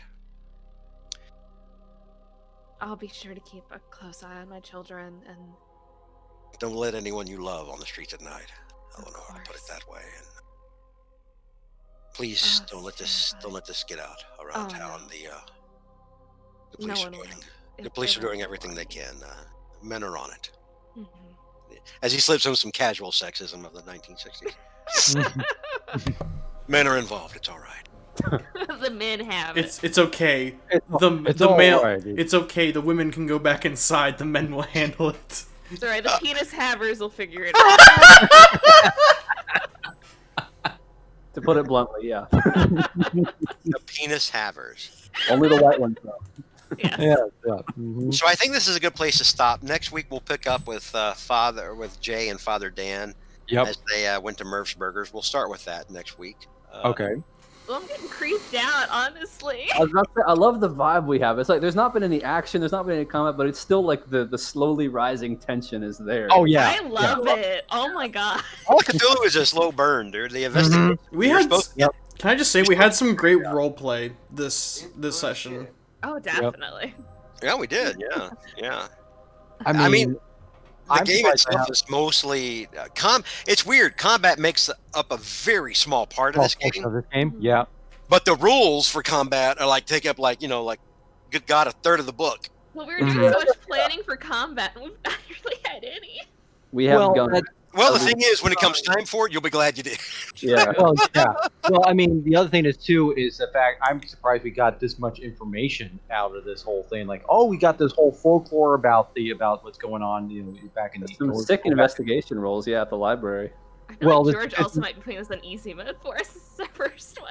I haven't been putting it on easy mode for you guys. I've been telling you, this is going to be a hard success. This is going to be a hard success. I've been Right. trying to up the difficulty for you guys. He says is like he's unscrewing the training wheels off the back of the bike. Mhm. No, listen. I think it's hard to call because we're just we're not really into the meat of it yet. We're just skimming the surface right now. Mhm. I think we're gonna see some shit. I love gonna- this so much. Like, I am so excited about next week. I want to just keep going. Mhm. It is. Yeah, that's the hardest part is waiting for next week. Hmm. I'll definitely be in my spare time. I'll definitely roll my mind back to this and just start thinking like, man, well, I wonder where we're gonna go next. Well, we got a farm. Yeah. That farm is essential, despite the That fact that's where this ministry is gonna lead. In spite of the fact that I had to make Oh, a name on the that's- fly for the farm. That's Yeah. potentially a Like next the stop farm. Well, this is- at some and point. that's where look. You know what? The goat people Definitely a raising place to go look. That makes check sense in. to me. I mean, the thing is, whether or not the Huh? goat farm in Shaughnessy was or wasn't a thing before, it is now. Yep. We're going out to that goat farm. Yeah, we're going to the goddamn goat farm. The goat farm is pivotal. Road trip.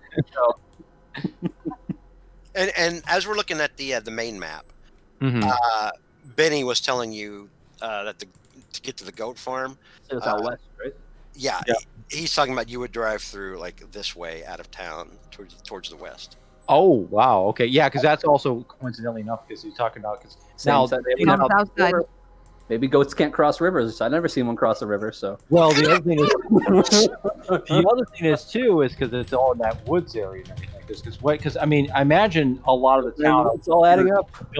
have been built over the years. Because if the kids saw those things back in the 30s in the woods, we're talking, Put a string on my grocery list and more push pins. Mhm. That's what I'm We need more yarn and push pins right. Well, and what was printer paper. What was y'all's favorite part of tonight? What did y'all like the most? Ooh, Is it selfish? Is it selfish of me to say that I enjoyed my little thing with Eli the most? Yours was good. Yours was That good. was really good. Really That was good. really good. Yeah. See. Also, those kids are dead AF. That's what I put in my notes next to that. Yeah. I put in my notes. Holy shit, these kids are dead. But I got a good performance out of it. Maybe we'll get an Oscar. See, all I put down for Eli is so much blood from Duncan, Sally, and Ted. I didn't go into specifics because I kind of figured it's kind of self-explanatory that these guys. Listen, there's no reasonable amount of blood to lose. Okay. Yeah, at this point, Paper cut. Okay, and I've already got my theory going on. Is that one of these guys is a weregoat at this point. We're have to drive down to bear Mexico and costume. bring back a chupacabra to defeat this menace. We need to summon a chupacabra to defeat the goat man. Yeah, right. Yeah, I mean, this is definitely some kind of curse that goes back because this is not because again, I was kind of thinking as I was going to the library, okay, this is not some isolated thing. There's clearly going to be something else in it, and I'm kind of glad that it kind of did that cross-checking thing, even though I love digging into the lore. Yeah, the digging in and finding this stuff is like, man. Oh, I wonder how it goes. I'm getting my yarn out. I'm breaking it out now.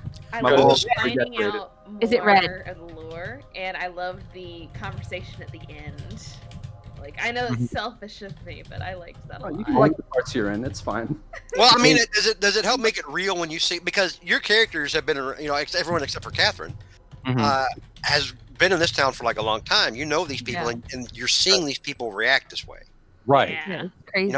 How bad it shakes them. Like what they're seeing of this. It's trying to kind of build the horror of it all. Yeah. Then I'm wondering, like, if we'd gone to get burgers instead of going to get Chinese, what would have happened? Yeah, that's the thing. That's the idea of like having I mean, I knew there's some because I imagined with that because the murder happened at the burger place. It's like, oh, that's a common at this time. That would be a common place to go constantly around, and so that's like everyone would know if that guy killed. In there at some point. I did screw up because you guys were at Chong Ho's. Yeah. But actually the time I screwed up, but it was a good thing because I was going to say that you would have seen the police cars around Murph's Burgers as you left there, but the timing didn't match up because Murph got killed after midnight. You guys were already home. Oh yeah. So Go ahead. No, what were you gonna say? I was gonna say definitely after hearing all that's happened, Shen's probably gonna start carrying out his rifle in his trunk, the trunk of his car. Well-known hippie Guy McBirmingham is packing heat now, boys. You mean like those little hand warmers? You fucked with his protege. He'll fuck with your brain. I love how he's both a communist and a libertarian at the same time. Yeah, the gun-toting comic. I mean, there is such a thing as socialist libertarianism. So There it is. Yeah, but not America. He's got a pistol named Nikita. What a reference! His dog is named Catwoman. His dog is named Bannon, and his gun is named Smokey. Right. Yeah, he calls it that woman. Jesus Christ. Wasn't I about Catherine when he said that woman? And I tried to slip in a little bit of the prejudices of the time, but not so much. Well, a little bit racially, but in the way like Benny was talking about Shaughnessy, the goat farmer. Right. Yeah. Oh yeah. That's definitely.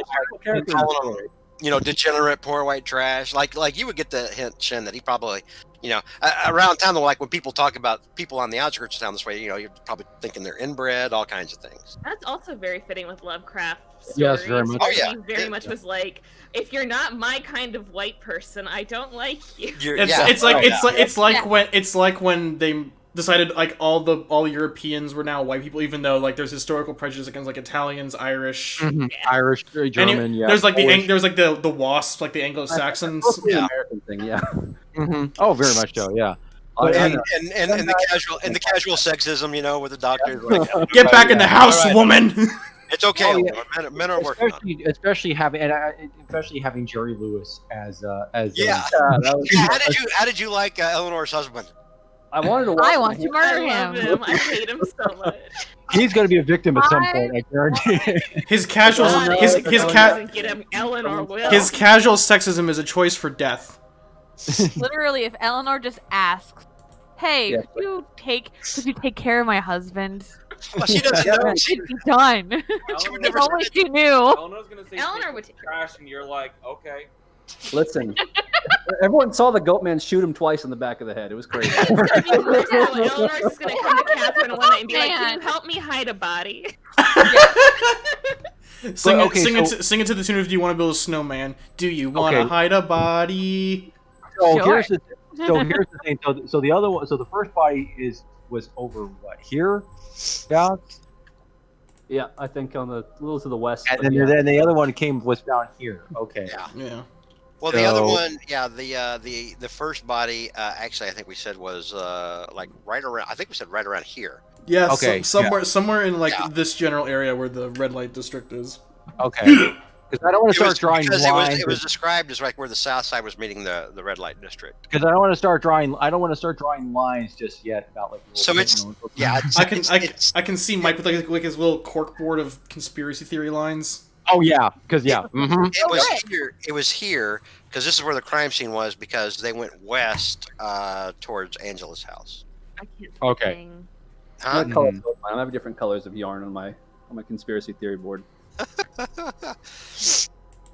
And so you guys have still got a lot. Well, I say a lot. Still a little bit of poking around to do.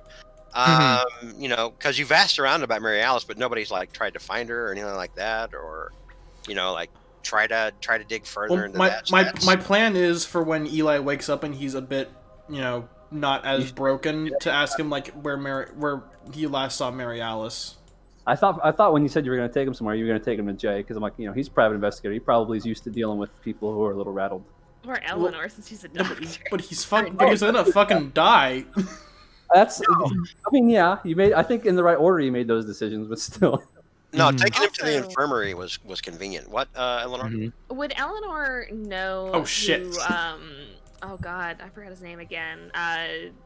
Evans. Clark. Friend. Clark Evans. Yeah. Clark Yeah, Evans. yeah. Remember that was the one that I told you that you remembered because you got your history check and that you remembered he was a big high school football Would she star. know Went who around. his parents are? She would know who his parents were. Hmm. But his mother's died and his father retired and is living out in Newport. Mhm. Okay. Lucky. So They don't have can't go to his that. parents to track him down. It'd be a bit of a drive. Well, the only thing is like there's really the only reason I say this because there's really nothing to find out from the parents. Not relevant. So it would kind of waste your time. So I'm just kind of They don't like the Shaughnessy's. They're definitely big on the story. You know, that's where it's all going to go down. Hey, listen, if I was looking for a goat man, I would start at a goat farm. Mhm. Yes. Go farm.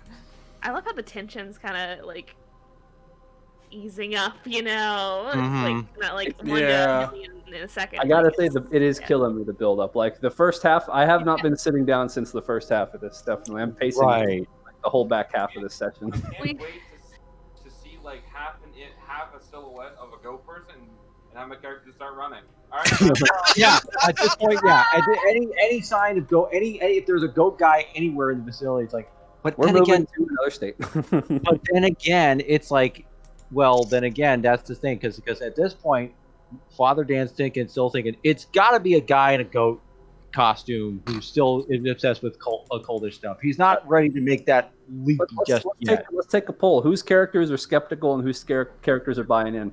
Eleanor's Here- all in. Well, here's the thing, because Father Dan's like, he says, look, he says we got obviously he believes in the supernatural, but at the same time, it's like we got to have some healthy bit of reason here. As at this point, it's like, so maybe they, because again, it's but at this point, it's like, okay, he's definitely not. But the bear theory's out. No bear. There's This a is not bear wearing a coat costume. It's not. It's definitely. But there's definitely some kind of somebody's going in some occult kind of stuff, especially after reading stuff in libraries. Okay, yeah, there's a history in this town of definite kind of stuff, and maybe these kids decided, hey, decide to read this kind of stuff and everything. They're, So you're he's a not little ready to bit- make the leap. You're a little bit believing.